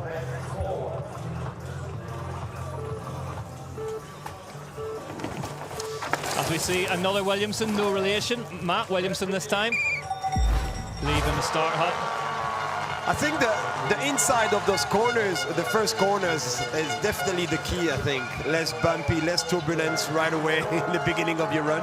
Well, he wasn't touching. We saw him square off that first. Yeah. Huge smash for. You see how fast it is? He keeps Williamson. sliding. Wow, lost the front there. He charged it into the front and just lost the grip. Look there. Oh, it did drift for a long time.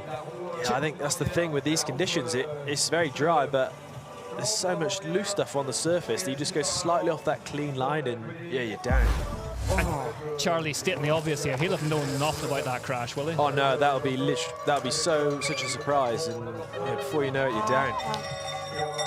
Antoine Roche. Looking good at the top. Oh, smooth there. 1.2 seconds faster for Antoine Roche, the Frenchman. Oh, he's carrying speed on that tricky corner there.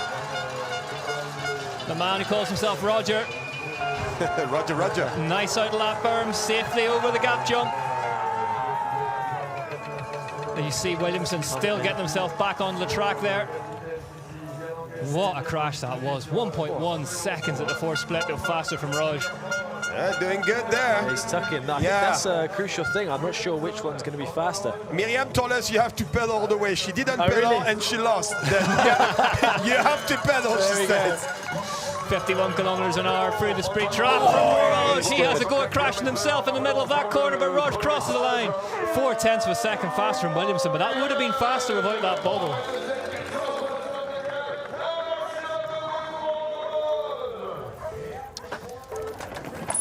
Jackson Connolly from Australia for Team High Country leaves the start hop. Well, he was faster at the second split, 0.2 of a second up, but he's nearly a second back at the third. But, I mean, that crash from Williamson, if we wanted to talk about just how beaten up this track is, it looked like he just found a hole in the middle of that straight. And he keeps sliding, have you seen? Just sliding forever. You know what, I didn't want to mention, I fell over a couple of times walking down there the other day. You have the wrong shoes. Yeah, I do.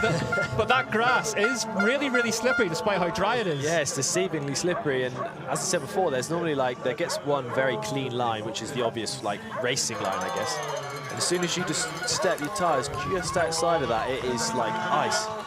Well, that's what was happening to me then, nothing to do with old age. Jackson Connolly crosses the line, 1.6 seconds back on that time of Roche. So just a reminder, 30 riders will go through from these semi-finals, plus any protected riders outside of that. Taylor Vernon,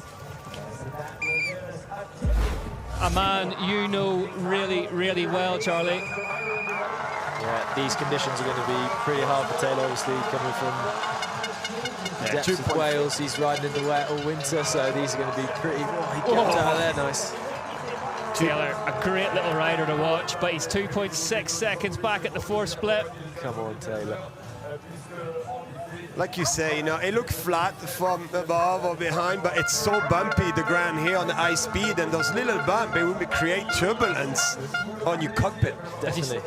It's such a funny sport, isn't it? As you say, Taylor's training grounds naturally through some super steep, wet downhill tracks in Wales, and when you come out here to France and the speed is so much higher and there's so much room around you, let's just get them down to the line in 2.8 seconds of that time of Roche. How difficult is it to prepare for that contrast? Yeah, I think it's something that I've really struggled with, and in the wet I love the conditions. Obviously something like Fort William, it was perfect for me, but then say Andorra is such a big contrast. It's really, really tough to try and train in both. It's hard. Yeah, as we see Simon Smestad from Norway, 2.6 seconds outside that time of Roche. Yeah, I think it's really interesting what you say. You need to be able to be good everywhere now. You need to maybe fly somewhere for a couple of weeks to train something different than home, because you will face some of this different condition, and you need to be good. If you're looking for the overall, you need to be, you need to be on the A game. Well, that's what we just talked about in the elite women's semi-final. That's what's been so impressive with Valley Hole this year, is that it doesn't matter what the weather's been doing, what the track's like, she just smashes it. And that's what confidence does for you, I guess. So impressive to see. To win a race is really, really tough, but then to consistently do it in different conditions is really hard. Well, Theo Erlingson, we mentioned that the bigger riders might go well at the bottom of the track here. Big man from South Africa leaves the start hop. And it's It's dry in South Africa. It's dusty in South Africa. That's well pointed out, Cedric. It is indeed. He's 1/10 of a second faster at the first split. But oh, it's moved back away from half a second loss between 3 and 4. Takes on this big straight, slings it left over the gap jump. You see the body position, you know, like almost like a skier will do. Yeah, just tucks in behind the bars. Erlingsson now over these final jumps, not a problem to him. A self-style free racer.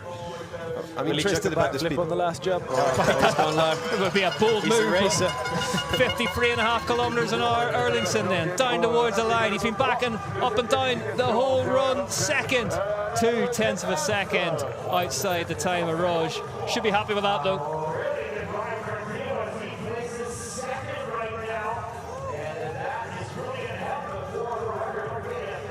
Theo Erlingsson just getting his breath after that. Kaya Hearn having a good season. Bright kit. The Australian on the NS. Yep, definitely will not miss the kit and the matchy fork combo. Aaron Green say he liked that. It looked like Monaco. Oh, doubling that big hole there. Nicely done. Wow, super high there on the line. This is hard. You need to crank so hard for that double, and it's another kick. This is, I find it really hard, especially after that braking, that ride, and the next corner there. So hard. Oh, getting bucked slightly on entry there. 9. That line is so hard. Second. Third split for Kai Hearn. He was 20th last time out in Ludenville Peyragut. So taking risks is paying so far. In the green on split number 3. Did a lot of the Crankworks competitions earlier on the season, the different sort of speed and style, different formats, mix things up a bit, but 27th in Andorra Palar and Sal earlier in the season, 20th last time out, Ludenville Peyragut, but he's lost time, and that must have been that entry, yeah? Yeah, I think coming out just... Yeah. Like you say, every time someone takes over the stump is losing time. Yeah, I think it just forces you into squaring that turn off, and then you lose a lot of your exit speed.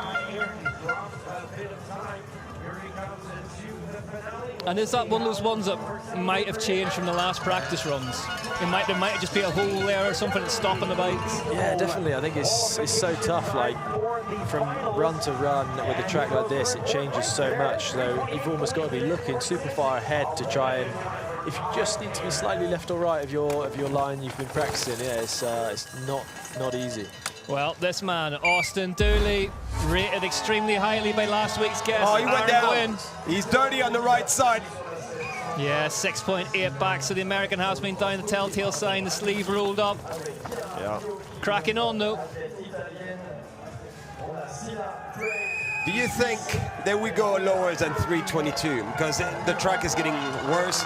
I mean, 322 was fast. Yeah, that's an insane time. I think I'm sure they would have left a little bit in the tank, maybe. And obviously for the finals, they're going to risk a bit more. But you think Benoit Coulon just left something in the tank? Have you seen the man ride a bike? Yeah, I reckon he's got a couple of seconds. I think we'll go sub 20 for the finals. Sub 20. I heard he have a maybe. I heard he have a nickname, Jet. Benny the Jet. Benny the Jet. Benny the Jet. I've not heard that one. Cedric Telfaye then. Leaving the start hut as we jump on board the live drone. I raced with his dad. You know you're getting on whenever you say that, don't you? A fast Cedric though, on track again for the second time this weekend. Yeah, he's in contact on the split number 3. Yeah, half a second. What a racer his dad was as well. Yes. Nice inside line there for Cedric. Sorry, graphic is wrong, just a correction. This is Joe Breeden, of course, we're talking about. Come on, Joey. Joe Breeden's dad, not exactly slow wheeler. Joe, yeah, he's just been really unlucky this year, Charlie, hasn't he? He seems to be the speeds there, it just hasn't gone his way, but he's 300s up at the second split, 6/10 back at the third though. That braking in that corner is so rough because it's a lot of roots there. And you see like the bike is hitting heavy roots and just hard to keep the grip and the bike straight. Like here, there, this as well. Yeah, it's so hard to set your bike up for these conditions because the ground is just moving underneath you constantly, so it's very, very tough to get it right. Riding that Joe looks like he's ripping it. Yeah, that prototype intense bike. I had a look at it in the pits earlier in the week. The HP6, welded up by Jeff Stieber. A brand that is just so iconic in terms of mountain bike racing, and big bike, but they make it work. Dakota Norton second last time out on it, 7/10 of a second back at the fourth split, so could well be riding himself into a qualifying spot here, Joe Breeden. Come on, Joey, pedal. He set up those corners in the grass really nicely. We'll see if it's paying off. Just the speed zone. It's 51.5. Yeah, Breeden down towards the line, and Joe Breeden goes 3:28.354, 8/10 of a second back into fourth place. So good run from Joe Breeden. Importantly, it looked clean.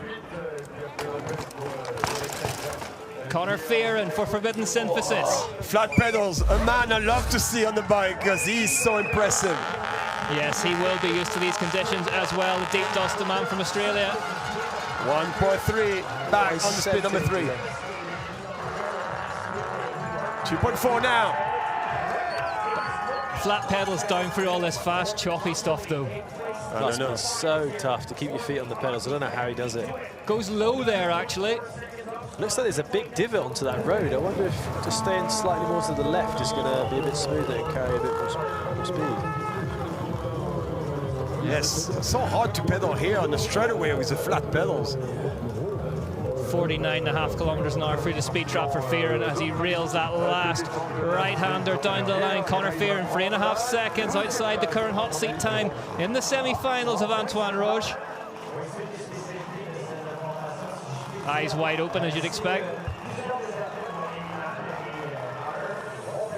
Josh Carlson there to annoy him straight away. Antoine Piron for the Union Forged by Steel City Media, the development squad. Dirty, he's dirty. Yeah, looks like he's been down Piron. He was fastest at the third split, but he's only lost 0.8 seconds with a crash. So. With a crash, depends the crash, but I mean, he was probably like flat out. He's got up quick from that one. I think he did really well last weekend, didn't he? It's pretty dirty though, it's not a small crash. 2.8 back on the split number 4. 49.9 on the speed trap, kilometers an hour. The Union having a really good season. Heads towards the line. Antoine Piron, 13.3.8 inside the time of Antoine Roche. Next up is an absolute fairy tale story. Dylan Maples had an absolutely superb time of it in Ludenville-Peyragueux. He's been getting better and better all season. Then, whoa! Comment Sal Muckhoff, give him the wild card entry on the factory team. New bike, new kit. That's incredible, you know. Yeah, so cool to see. 3 seconds slower Maples here from the USA. What a save that was at the top of that drop though. Yeah, you do not want to be going down there with 1 foot on the pedal. No, and it's so steep. I can't believe he managed that. It'd be great to see more of this in downhill, wouldn't it, though? Like riders getting onto the factory teams, you know, who've done well and impressed this during the season. That's why the wildcard rule is there, similar to motorsport in that regard. Let's get Maples down the line then. 52.4 kilometers an hour through the speed trap. Maples, 12th in the semi-final, 3.5 seconds outside the time of Antoine Roche. So, yet to remain to be seen if that'll get him through.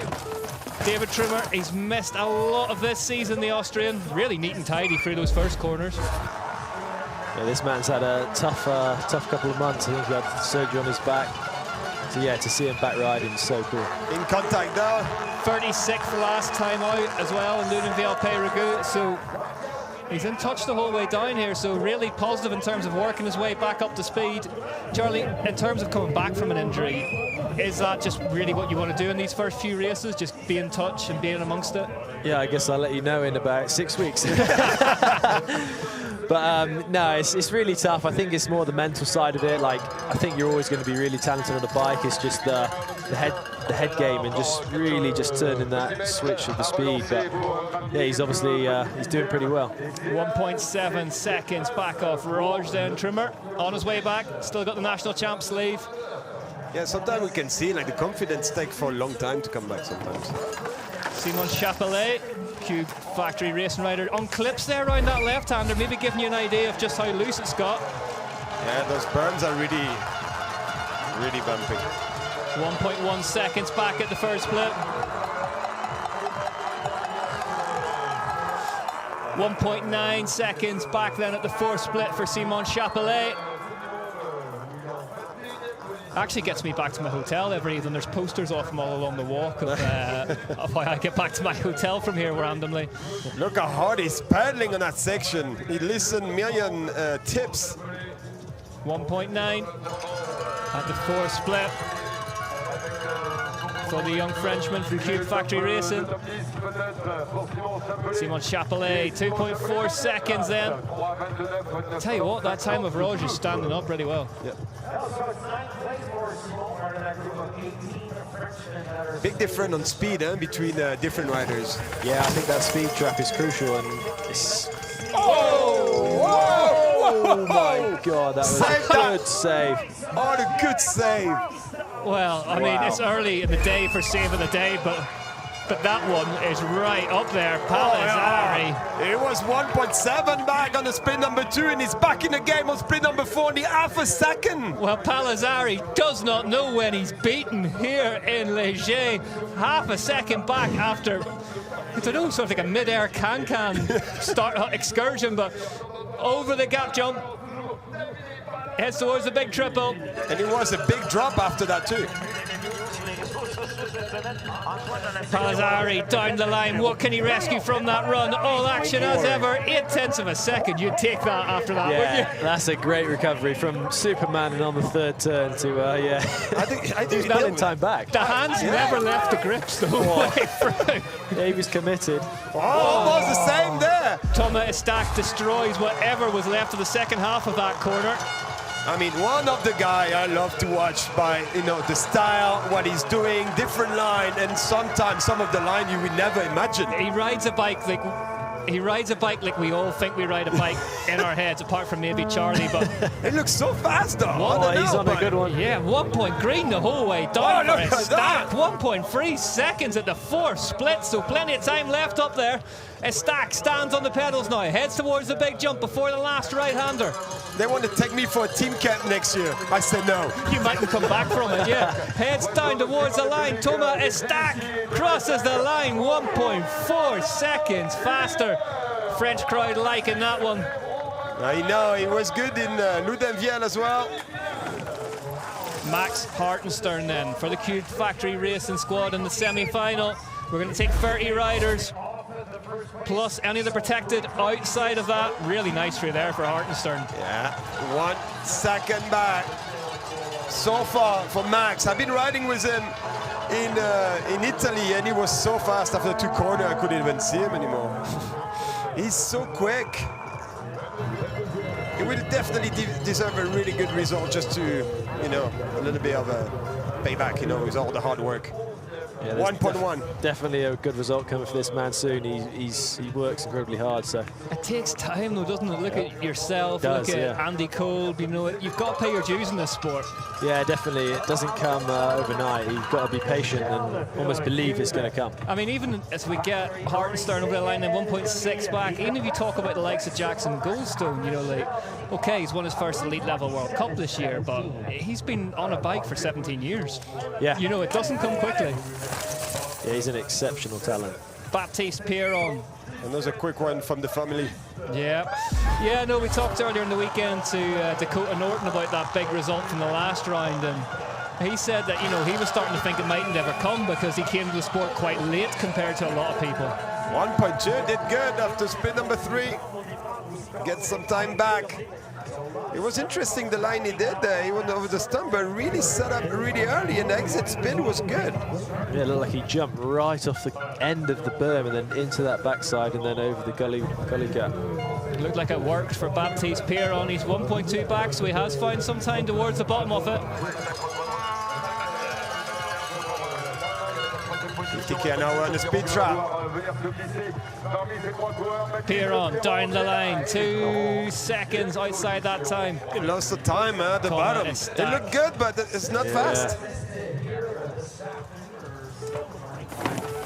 Cejudo Enrique Penny for MS Mondraker. In a hurry to get out of that second corner. He's always on a hurry. 7/10 back. He's been in touch the whole way down. The big Kiwi. Aggressive as a 1.2, lost a lot of time on split number 4.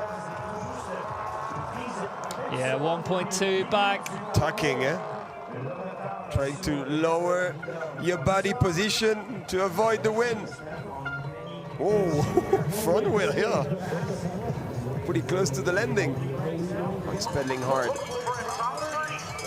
53.3 kilometers an hour through the speed trap. Good speed trap.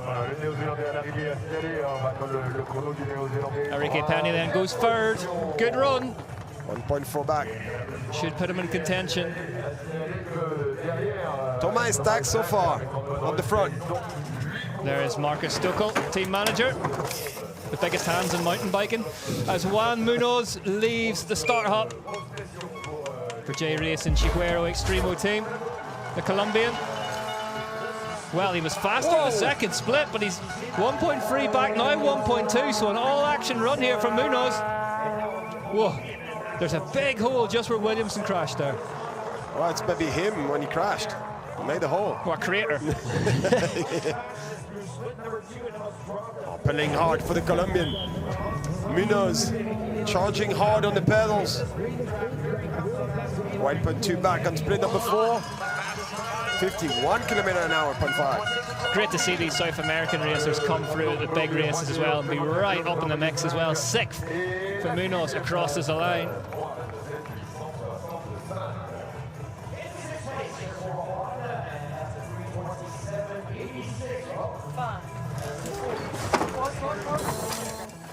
For Slovakia then, Adam Rocek. That corner, that second corner is getting really rough. Charlie, will the racers be able to see that, I guess, from where they're warming up and stuff, just how difficult those top 2 turns are? Do you try and put that out of your mind or adjust things? Or? Yeah, I think obviously over the weekend the boys have had a lot of time to practice that track and practice the corners, so I guess they're going to stick to their lines, but it looks battered, especially that second one. It does look really tricky. But when you know it's really bumpy, you're already mentally on your brakes because you know it's bumpy, but mentally your brain tells you like, okay, you have to brake. You can't win it in the first couple of corners, but you can certainly lose it. As Rocek rounds the final one down over the line, 1.9 seconds slower than his stack. I think that time of his stack's going to stand up really well. You know, that was all action right from the start. Matt Walker for Madison Saracen then. You can see how beaten up those turns are at the top. What a run he was on last time out in Ludenville Paragoon. He's on one here at 10th of a second. Yeah, in touch on split number 3. Lost a little bit of time compared to split number 2, but more time he lost on split 4, 1.2 back. UK national champion. Another rider you kind of feel waiting on a big result this year, Charlie. Yeah, 100%. I think, yeah, last year he had his first World Cup victory. This year he's been there, but just hasn't quite got that extra little bit. But yeah, it's definitely coming soon for Matt. Big smashing finals last time, whilst he was up on the clocks as well. So Walker bit between his teeth this weekend, crosses the line second, 0.9 outside the time of a stack, but a great run from the British rider.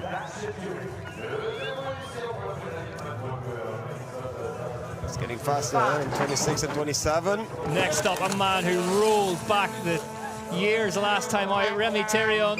Back on the podium last week in Ludenvielle for Remy. That was cool to see. That was cool to see. Look at the French crowd. Whoa! Back wheel singing. That was loose. You see the dust cloud.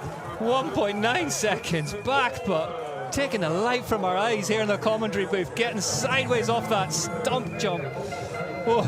He's a man when it's, you know, raining. I see him doing lines I've never seen before, like in Old Track in Val Nord or in Leogang. Oh, he's just incredible. Yeah, he's so good at just getting creative with the lines. And remember, Leogang Woods, he held the high line, World Champs. That was insane. Therion crosses the line 13th in the semi-finals. But we need to catch our breath again after that one. Oh, too bad we don't see the replay of that because it was impressive. The save. It was big, wasn't it? Dante Silva, the man from San Francisco. Yeah, that looked pretty neat, just getting underneath all them holes. Oh, I like this corner, like you preset the other corner sideways. I was looking good, but not paying. 4.6 back and split up. Oh, nice table there. 5 seconds slower those for Silva, so I just wonder if there's been a problem somewhere in the run. He looks clean, hard to tell in that camouflage kit off the Canyon Collective. Maybe blowing a corner. He was doing a slipper top there. Canyon Collective have been looking strong this weekend. Troy Brosnan going extremely fast with 4th in quali yesterday. A man could be dangerous here on that track today. Yep, Troy Brosnan coming up later on. 26th for Dante Silva. Yeah, Brosnan in the dust. In the dust. Well, in every terrain. Yeah, you know, he's consistent. But on that typical dust, yeah. Yeah, I think Brosnan was the fastest in the time training session, so yeah, he's got some good pace this weekend. He was on 27, yeah, but the little junior, Ryan Pinkerton, was on 26. No way. Yeah, Ryan Pinkerton, he would have been up in the top 5. Yeah, he was on 25 yesterday. Impressive. Big ride, yeah. California boy. 5.2 seconds back for Brazil's Roger Vieira. I love the way he's charging the Brazilian. Impact racing, big impact onto that road there. Pedaling hard there. See, tucking, pedaling, tucking. It's just about conserving forward momentum on this finishing section and nailing those jumps and surviving this final right-hander. Vieira down the line, 5.5 seconds into 28, so he will be on the bubble. There's a drop zone at the minute. Hogan Vila sits in it. Franco is the first rider not to make it through, so 30 riders will go through, plus any protected outside that top 30 time. Jacob Dixon from Northern Ireland leaves the start hut for MS Mondraker. You would think, you know, a start like this, steep like that, you don't need to crank, but everyone is putting three hard pedal before the first corner. This is impressive. Another MS Mondraker rider returning from injury. Let's just see Dixon through here. Oh, no. Yeah, lost the front there, couldn't save that. Down hard for Dixon. So much dust there. It's 33rd in Ludenville, Périgueux. Oh, no, I'm nervous now. As Charlie Hatton takes an intake of breath, Andreas Kolb gets underway. Teammate on track. It's 1.2 seconds faster for Kolb. Come on, Andy. Charlie's gone very quiet beside us as he just squares that corner off. Lovely through there. He used it just to stop the bike a little bit. That was good. It was clean. 1.2 in the green on split number 3 for Kolb. 1.3 now. Yep, so he's found another 10th in the hardest place to find it. Kolb going well here in Haute-Savoie, Léger. Another big bend on the bike. Yep, we'll have no problem with speed at the bottom of this one. There's a reminder of the drop zone. It's Malloy, Hogan Vila, Francos. Oh, you almost sit on the tire tucking. Just looks down there. Yeah. Whoa! Really wide off that jump. We need to see Andy Kolb splits here as he crosses a line. Andreas Kolb, fastest by 1.4 seconds in the semi-final. He almost landed outside the jump. Puff of the cheeks from Charlie alongside us. Lucas Shaw for the Canyon Collective, leaving the start up. You see what he puts us through every week? Oh, yeah. You guys have got a stressful job. 3.5 back for Lucas Shaw.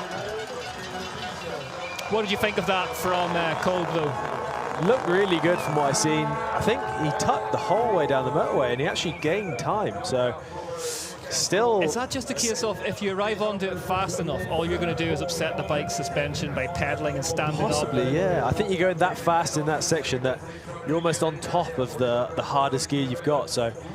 And I'm just not sure by whether standing up's maybe creating more drag. Yeah, exactly. And then he came off that jump, actually. Yeah, he did. He was right on the edge. Lucas Shaw down towards the line. Let's see what the American national champion has got. 3.4 seconds outside that fastest time just set with Charlie Hatton's teammate Andreas Kolb. Do you think a lockout button for the rear suspension would be good on the last straightaway? I'm not sure. It might actually be too rough. Yeah, too. Bernard Kerr on track. What can he do today? Sits 12th in the overall at the minute, Bernard. Oh, super inside over the stump. He's 1.7, so he's found time. Yes. But he's got more to find. Yeah, he was 2.1 on the split number 3. Whoa, send it big there over the Lido Creek. He was 13th last time out in Ludenviel Peyragu. Pivot Factory Racing. It'll be interesting to see the speed trap there. The speed, 52 kilometers an hour. Yeah. Bernard down towards the finish line. Crosses in third then, so 2 seconds, so should be safely through to the finals. Garçon now in the drop zone just ahead of Vieira. Antoine Vidal, the European champ, leaves the start hut. Was going so well last time out in Ludenviel before that big smash. I mean, his hand full of the handlebar. I mean, if he don't practice too much and keep some energy, he's a contender, he's dangerous, but he just loves to ride his bike. We mentioned it the last time out, didn't we? Off that stump. 2.5 back, 3.3 now for Antoine. This is a big race for him as well, isn't it? Yes, big race, and he was disappointed of Ludenviel. Whoa! Full commitment, as we've come to expect from Antoine. Still running the brace on the right side on his wrist.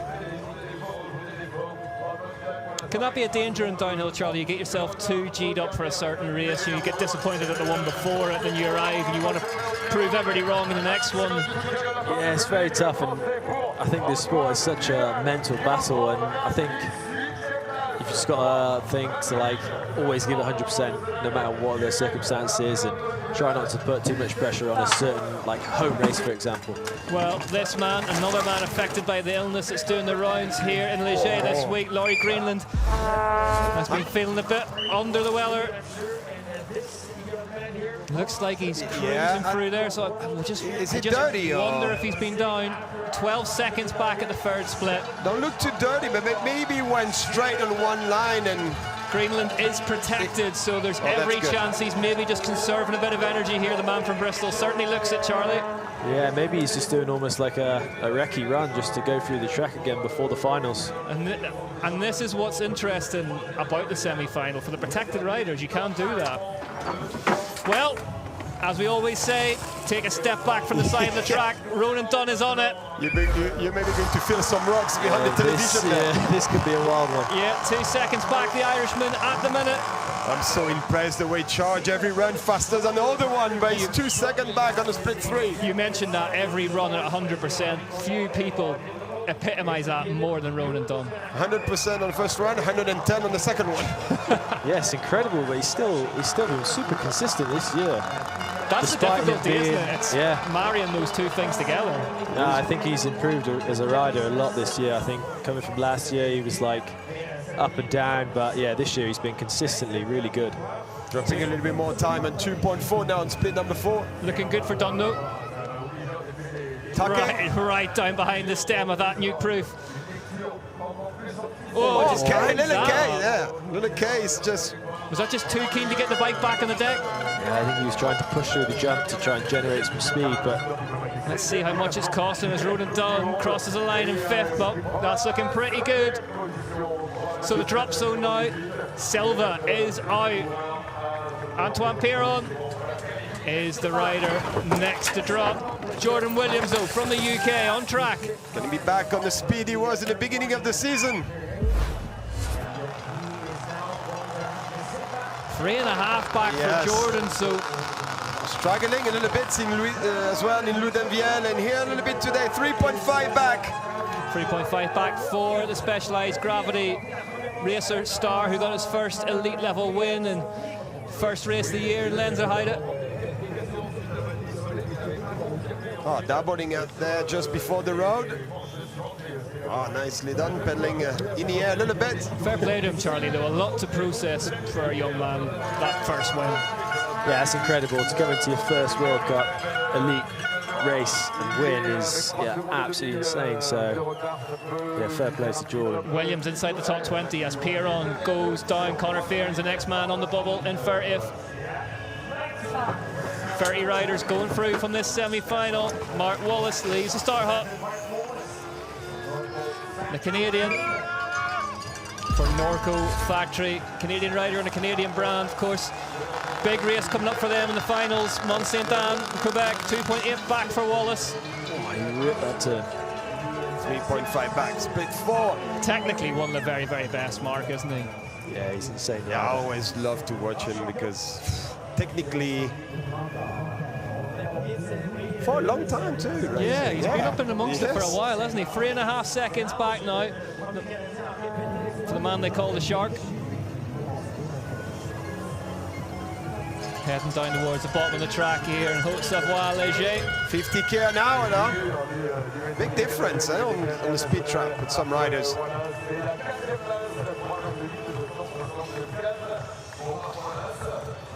'15th for Wallace as we get ready for the big man. Greg Minnaar leaves the Star Hut for the Santa Cruz Syndicate.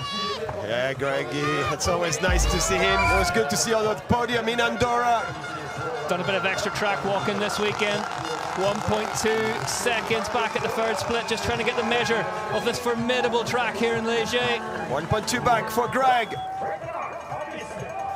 Oh, I love the way he's moving on the bike like this. Oh, he's pushing his, back leg like this as a skier to find the grip and curve the corner. Charlie, he's just unreal, isn't he? Yeah, it's absolutely incredible. Over 4 years old and still young. Still smoking us. His first race here was back in 2000. 51k an hour on the speed trap for Greg. 23 years ago, Greg Minnaar crosses the line. Third place in the semis for the time being. 1.8 back on Andy Kolb.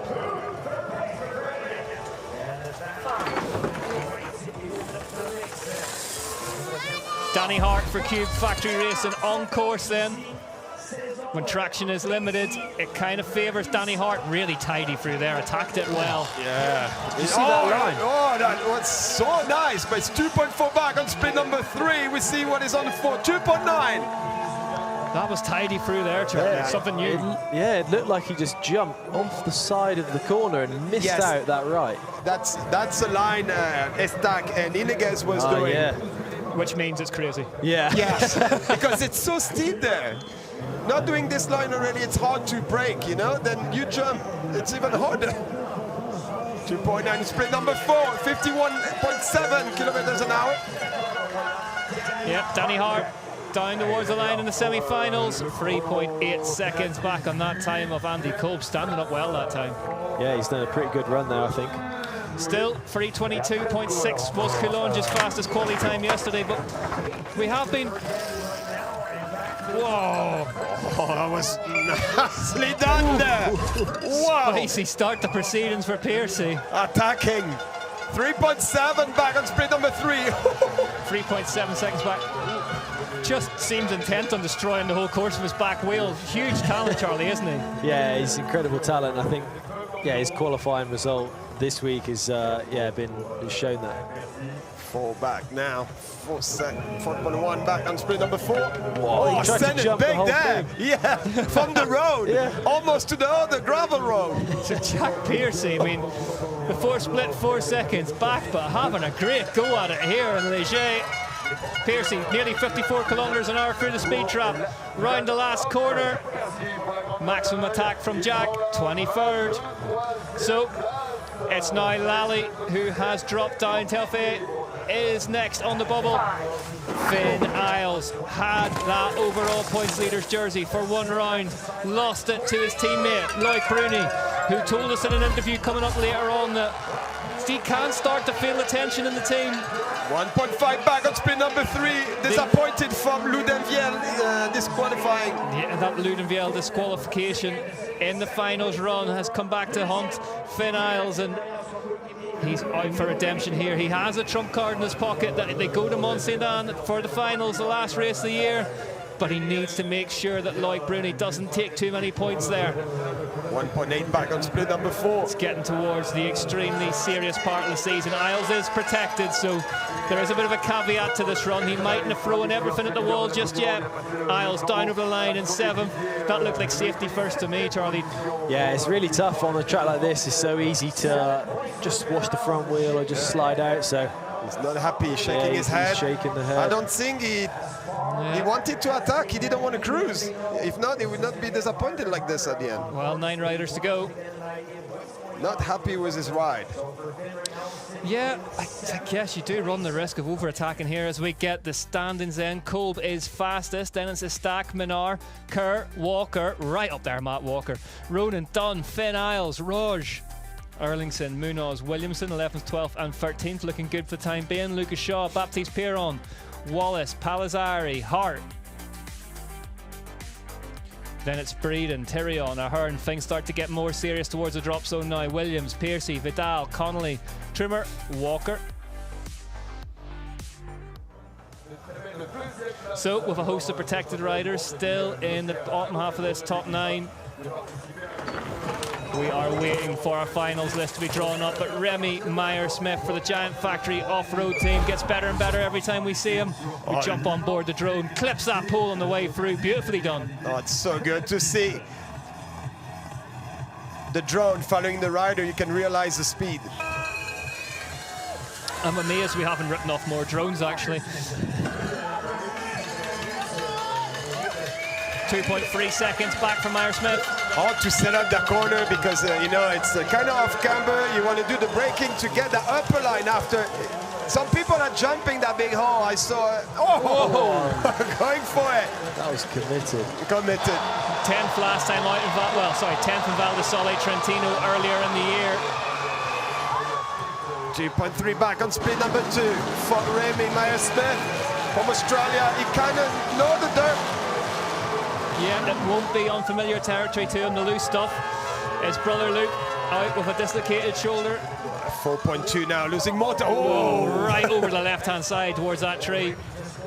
Uses every millimetre of every track, Remy Meyer-Smith. Really, really tidy rider. Oh, nice inside there to avoid that 2 big holes in the long corner. And the steep part. Yeah, we saw Danny Hart pull off that huge line earlier on in his run. Nicely, exited it nicely though. It's pulled back a little bit of time there. Yeah, 4 seconds. Taking risk. The deficit. It was hard for him to stop the bike on the steep part. You could see he was just like, holding on. Pushing that Giant Glory back into the ground. Trying to keep it moving forward. See, pre-compressed before the jump. Really neat and tidy. Staying so low on the jumps. 51.5 kilometers an hour through the speed trap. Remy Meyer-Smith over the finish line in 27, so he's put himself right into that drop zone. Simon Chapelet currently in 30th. Taylor Vernon misses out on the finals.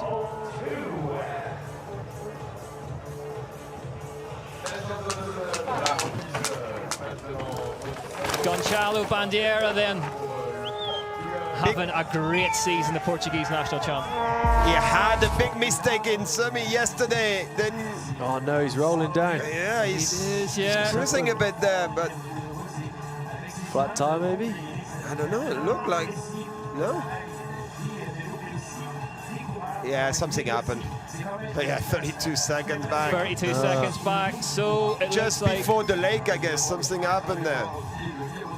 Get a mechanical or still have his chain or? It looks like he's been down on the left side. Yeah, dirty. Left-hand side impact for Gonçalo he's Bandeira. Such a shame. He's been riding so good recently. Yeah. Just a strong rider too, upper body like. Yeah, he's lost the peak as well. Yeah, lost the peak. 29th in Val di Sole Trentino earlier in the season. So he likes it steep and dusty, but yeah, disappointment for Bandeira here today. Just getting that Scot back down the hill, but a man who will definitely be up and amongst it today, barring disaster. Jackson Goldstone for the Santa Cruz Syndicate leaves the start hut. I hope he recovered. He was sick. Yeah. Well, look really full of energy to me. Full of energy, doesn't he? But sickness doesn't seem to hold this guy back. He spent the first half of the season really suffering from that appendix issue, and he won his first UCI. Oh, he's taking the corner there. He's the only one. Yeah. Goldstone, third in the overall at the minute. Half a second back at the first split. 1.2 on split number 2. Do you think like being so light at the top is a disadvantage as well? Yeah, I think it's definitely hard to carry as much pace when you haven't actually got as much weight as the other riders. So then in this steeper stuff, I guess he's got less weight to slow down. So it's sort of like a catch-22 really. He's pushing our drone pilot to his limits down there anyway. He was 1.2 on split number 2, but look like he's going for it. Even the drone couldn't follow him. So Goldstone is protected. So another rider like Finn Isles that maybe just getting a marker in here and just making sure that the lines he wants to ride are on. Nice line, jumping the full compression.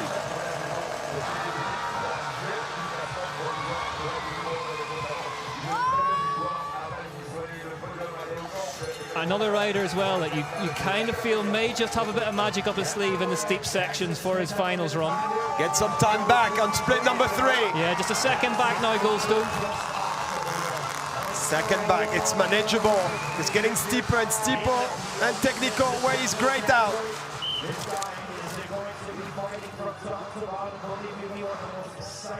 Neat and tidy through there.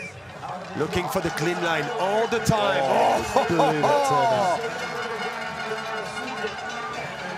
Are we going to know soon? Is it He's great? faster.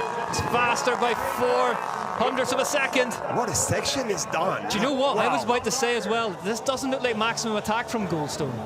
Yeah. I think he always looks so in control of the bike. He must be saving something for the Elite Men's Finals coming up later on this afternoon as he heads down towards the bottom of this track.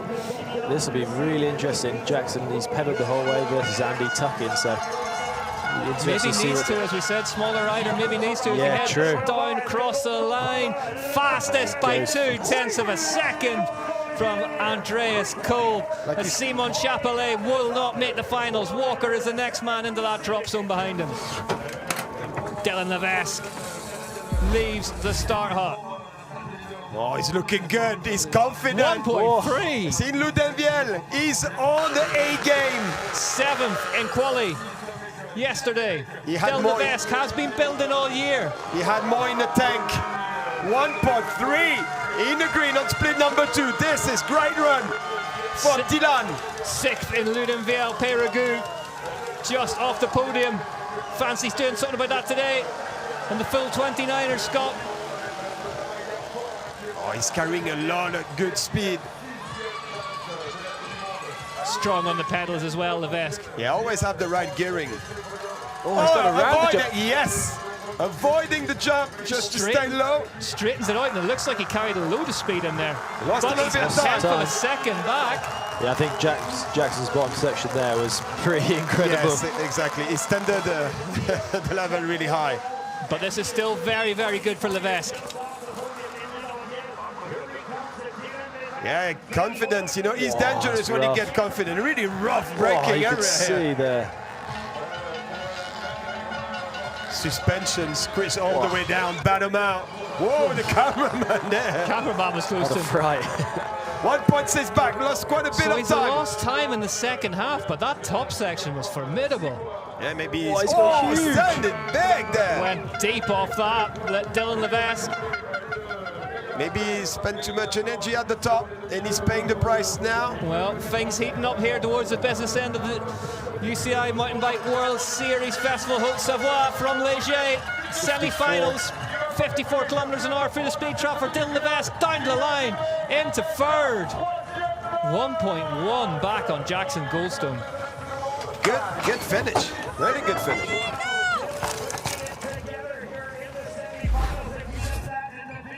Ollie Davis then for the Union, the big Australian, really finding his feet this season. Like we say, Australian will be good today on that kind of dirt. Yeah, this kid's really impressed me. He's obviously coming to his first year in Elite, and yeah, he's in touch. Yeah, he's in touch on split number 2. He was 9th in Ludenviel Peyragueux in one of the biggest runs of the season, really. Quietly went under some people's radar, but Staying in the inside there, he didn't take the upper line there. Staying low. Really hard to say what's faster. the man known in the team affectionately as Giant. You can guess why yourselves, but Ollie Davis Wow, committed into that rut. Looking like he's securing himself a finals berth here in amongst a load of protected riders. After him, there's 5 to go. 1 second back.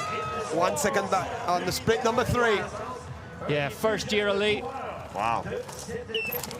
This is really like the history books will, I think, look back at this season as the year that the gap between junior riders and elites just collapsed, didn't it? Yeah, what it's incredible. What we've seen from first year elites this year has been unprecedented. Well, yeah, already two first year winners, so I don't think that's ever happened before. Never. It was always a huge gap, but now it's like jumping to the top elites. Yeah, it's insane. Ollie Davis. That was the harder things before, you know, like you jump into the elite right away and it was really far. It was hard when you win everything and all of a sudden you're in the back. Yeah. But those guys now are straight in the front. It's impressive. 1.7 back on split number 4, 49 kilometers an hour on the speed trap. Slower through the speed trap, Davis. So the run, maybe just getting tired towards the bottom. Ollie Davis crosses the line, 2.7's back into 9th, so that looks good. But next up, get ready for some noise. It's the overall leader, Loic Bruni. Things have just got serious here at Leger. Sorry, you heard that? He unclipped at the start. I heard the click, click. I don't know, maybe it just maybe beat, but I think he unclipped out of the start. Let's see what the man who won the UCI World Championships here quick there. last year was so fast across there. He's on the hurry for lunch. Oh, wow. Inside. Perfectly done there. He's all Look at listen the to bike. the noise in the woods. It's glued to the ground. Yeah, the clocks are looking good here in the booth. Inside, between the 2-3, that was Greg Minard line in the beginning of the week. For Loic Bruni, 1.1 seconds faster at the first split. Look at the bike work. 1.1 on the first split time. This next section is where he did the business in that UCI World Championships run. Conjured up 2 seconds through here. It's 2 seconds. 2 seconds slower. Oh, he's dirty on the left. Yeah, some dirt on the left of his. He's dirty. He went to the ground. Leg. 2 second back. He's a crash. Yeah, he's dirty on the left. And his sleeve is. So he does lead the points overall. He won last time out in Ludenville Peyragu. He won last time we were here, but he has been down in the semi-finals. Loic Bruni is protected. That will obviously stand in his favour, but really rare we see Bruni on the ground. Normally when we do, it's huge as well. Yes. It takes something to really upset this man, but we'll see when we know more if he's capable to catch some time back. So precise, 2.5 after a crash. Charlie, this is more and more questions, isn't it? Yeah, this is. I'm not sure what's happened at the start of the track, but just. Yeah. So it's happened off camera wherever it's happened. I love the bike control he has, and he keeps speed in critical corners. The flares go off. I tell you, this man, in terms of the levels of support, he's got 3.2 back, so maybe Bruni has just rolled off a little bit here. We interviewed him the other day, and he had to get a photo taken with a dog that had been named after him. That's how popular he is. Well, still charging, it is pointing out. Yeah, so Bruni 160. Bruni is protected. We'll have to see what this does to the drop zone as to who's not going to make it through. 30 riders will go through. Bruni rolls off over the line. Let's see what the reaction's like as Remy Meyer-Smith drops down. Connolly next up behind him. Troy Brosnan, the man who was fastest in time training. Inside on those 2 corners. That was tidy. That was really neat. That was clean. 4th in quali yesterday. Looking fast, Brosnan. Likes this place. Goes well here. Likes racing in the dust. Likes racing everywhere. Not bending at the top. He's working the bike hard, trying to get every little downslope. Pumping. Yeah, do you want something with Bruni if we can get it? Nice through there. Well, he's looking good. Like, he can find the grip. He's comfortable. Keeping the bike, you know, clean and straight. Troy Brosnan. That's fast. That looks super fast down there to my eyes. Yeah, me What's too. the split Looks time's good. going to say? He's a second faster, Troy Brosnan now. Yeah, he looked good and looked almost easy when you see him riding. That's what always impressed me. Oh, really early here. 0.8 of a second back from Brosnan. Lost a little bit of time, but not so much. He was 19th in Ludenviel, Périgueux. Not where he wants to be. He wants to be at the top of that top 20, not the bottom of it. I love the way he's pushing his bike after the corner, like skiers do. Just brilliant to watch, but he wants to be on the top step again in 2023. Troy Brosnan. Way inside there. Inside. Yeah, so steady there. Yeah, I think that outside rut's getting super blown out and it's so hard to trust. So yeah, I think you'll see a lot of riders choosing that inside line. Leogang 2021 was the last time the man from Adelaide was on the top step. He's been going well this weekend in Haute-Savoie-Léger. Oh, keeping it low here on the double. He's still in the green. 0.6 of a second faster. Impressive ride. So active the way he's like pumping and using the suspension. Charlie, it matters more when you're fastest at every split, doesn't it? It definitely does, yeah. That's always the goal. Outside line there when Goldstone was in the inside. Let's just see what he can do for this steep section. He's going to take that line of Danny Hart's on. Whoa. He did a mix on the two line there. He lost some times. 0.1 of a second back, yep. Quite a bit of time on split number 4. But part of the weight rise, they don't come much more perfect than Brosnan as he enters this fast final section.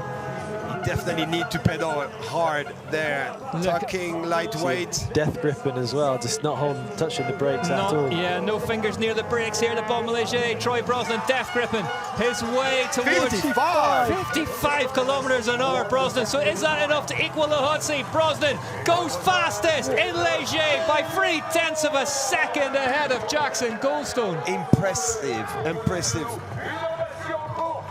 Free to go in this semi-final, but Troy Brosnan has just put a massive flag in the sand. Dakota Norton for Intense Factory Racing from the USA leaves the Star Hop. You know, after Ludenviel, you know he's back. He's going to give it all because you don't want this man unhappy. We sat down with this man earlier in the week as well, and what a humble, respectful guy he is. Really high, handlebar. We talked about it last week. Yeah, it's clearly worked for him last week. I think Aaron Gwynn's gentle mocking off him might have eased up a bit this week. You have a big stack under his handlebar Yeah, with the stamp. I didn't notice that before actually. I was in the queue in the uplift with him and yeah, he runs so many stem spaces. Second back for Dakota Norton. As well, quite an impressive slack angle, on the fork. He said that he once heard a quote from he's 0.3 of a second faster at the second. Looked like he missed a bit of a line there going around the lower part of the stump there. Yeah, he said he read a thing, one of your bosses, Charlie, had written G. Affert and saying it takes 7 years in this sport to be at the top of it. And he said, really? he said, I'm in my 8th season and I'm finally comfortable with it. Oh, there we go. Whoa, that was good. Try that corner. Well, if anybody at that line down in their finals run, it's no longer there. Oh, nice. Really nice through there, Norton. Amazing what a bit of confidence can do. The American on the move here in France. Yeah, I love the way, like, when he's braking hard at the last moment and squeezing the bike down, squatting. We know more about the sprint that is coming if it's still in green. Dakota Norton. Lost some time here. Close. It's close, lost some time, it's still close though. Just under 0.1 of a second outside that time, just set by Troy Brosnan, the rider before him. That braking area with that big root, it's so hard there, close to the tree. The man from Clinton, Tennessee. You could hear That the looked pads, fast. you know. Oh, so clean there. Beautifully done round there. Oh, the line, he did the line as well. I think that's the big thing about Norton. He can pull the wild lines with the best of them, but he can also keep it nice and tidy when it counts, and he's back in the green here at the semi-finals. 0.08 of a second back now as he enters this big fast section at the bottom of the track here in Haute-Savoie-Léger. He went cold out. Easy to get behind the handlebars when they're that high up. Big points for the semi-finals.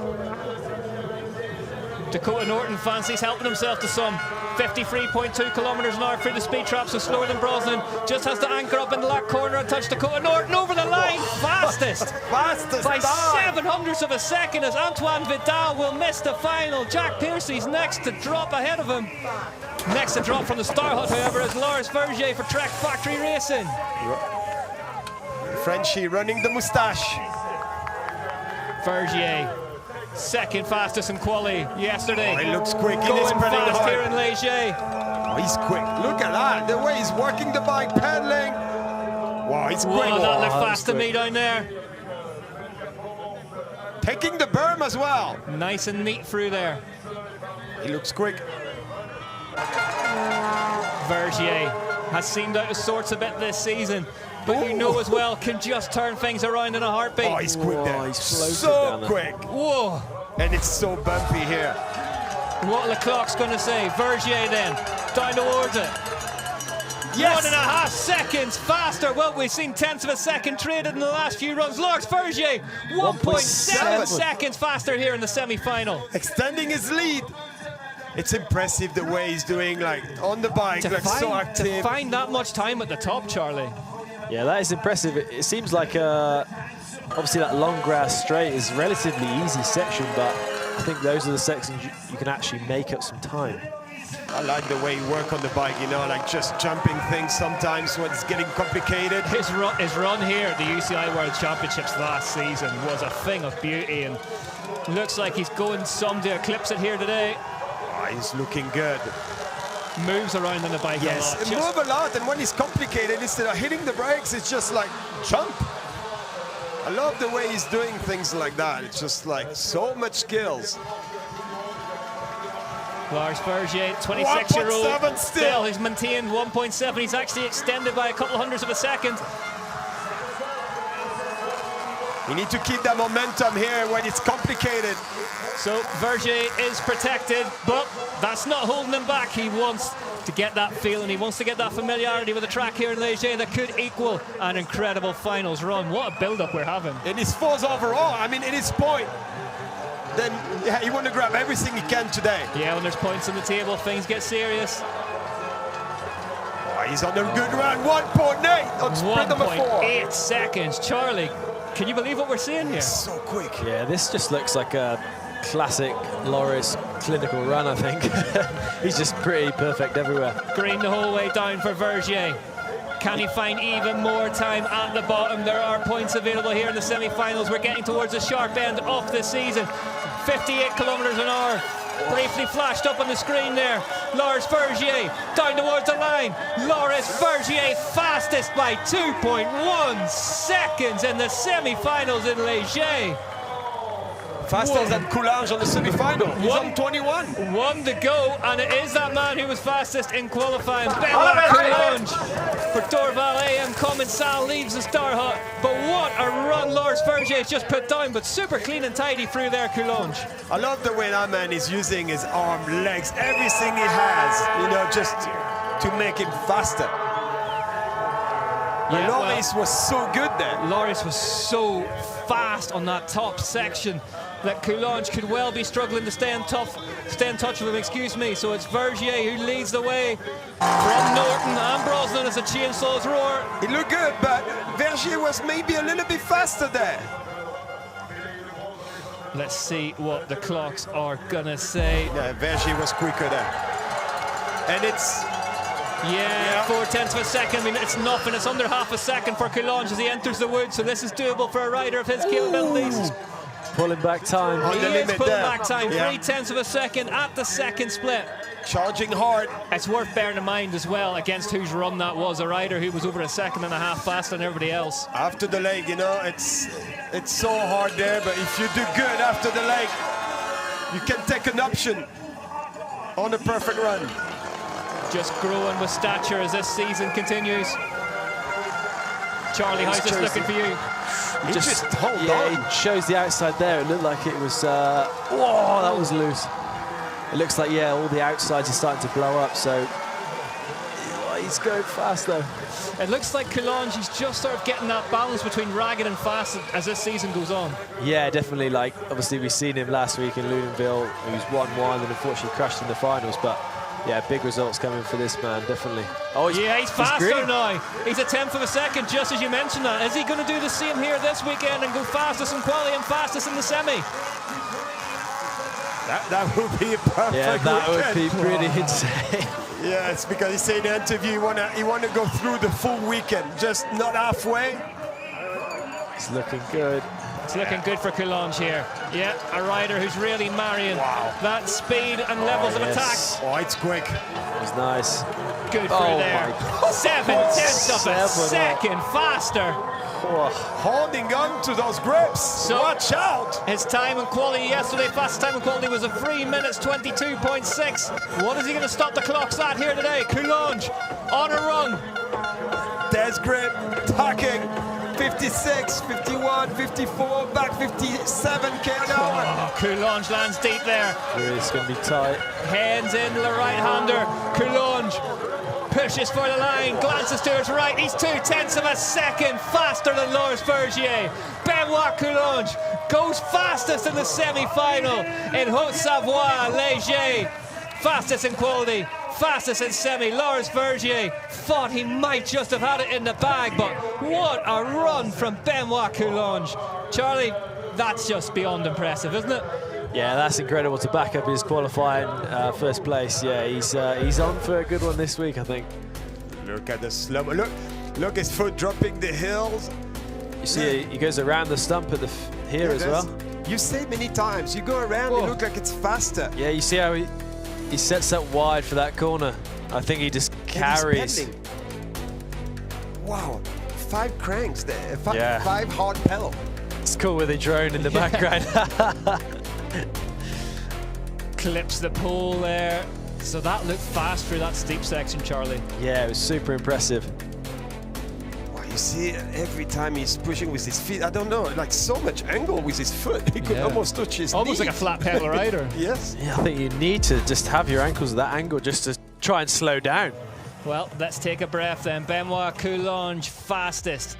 Goes faster than he did in quali, which is what you want to see. Ahead of Vergier, Norton, Brosnan, Jackson Goldstone, Andy Cole, Levesque, Estac, Minard is up there too. Walker, Dunn, Ollie Davis 13th, Finn Isles back in 14th, just ahead of his title rival and teammate Loic Bruni in 15th. Antoine Rose, Ulrike Penny behind them. Greg Williamson makes the big show in 21st. Lucas Shaw 22nd. Rodjek right in amongst them 23rd.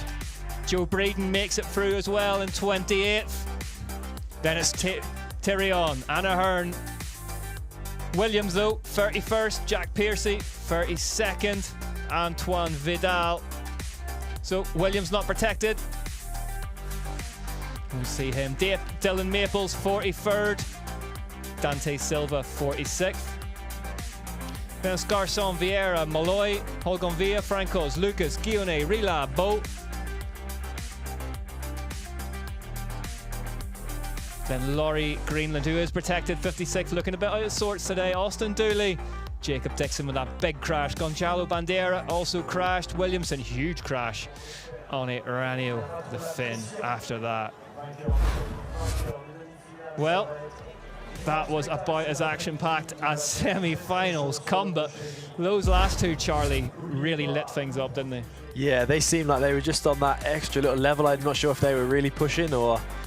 Yeah, I think it's going to be a pretty insane finals. Well, you don't have to wait too long for them. 1 o'clock, the elite women get us underway, then 2 o'clock for the elite men. Tomorrow, all about cross-country Olympic, but look, we'll get there when we get there. What a semi-final we have had here in Léger, and as we expected, the crowd filling up the finish area here. One of the biggest, loudest, and let's face it, weirdest crowds of the year. Things get loose here in Léger. And just the beginning, just wait. In an hour, this is going to be packed. They're all waiting for the Cedric Gracia signing session later on this evening. They don't know me. You can see bits of frames getting rattled there, bananas. I think that's a speed camera, strangely enough, just what you always want to see. Here are the overall standings then after that semi-final. So Bruni leads Isles by 90 points, 2 points of difference back to Goldstone. Then it's Vergier, Deprella, Cole, Greenland, Coulange moving up, Brosnan and Jordan Williams. 2 points between second and third, Charlie. Absolutely nothing. That is tight. So Isles 90 points still off that overall jersey off his teammate. The two of them welded together in 13th and 14th after that semi-final. So as we get ready to head towards the finals, here are your fastest on track so far. Valley, Hull, both of them danced their way through that steep section better than anyone else. Hull doesn't know how to go slow in 2023. Coulange nearly got the better of our drone, clipped that pole, might have made the difference. But Leger is back. It is running faster than ever. The grip is less than ever. Charlie Hatton, thank you for joining me. Cedric Gracia, thank you for joining me. Finals, get ready. Here we go, we're plugging in. We will see you very, very shortly.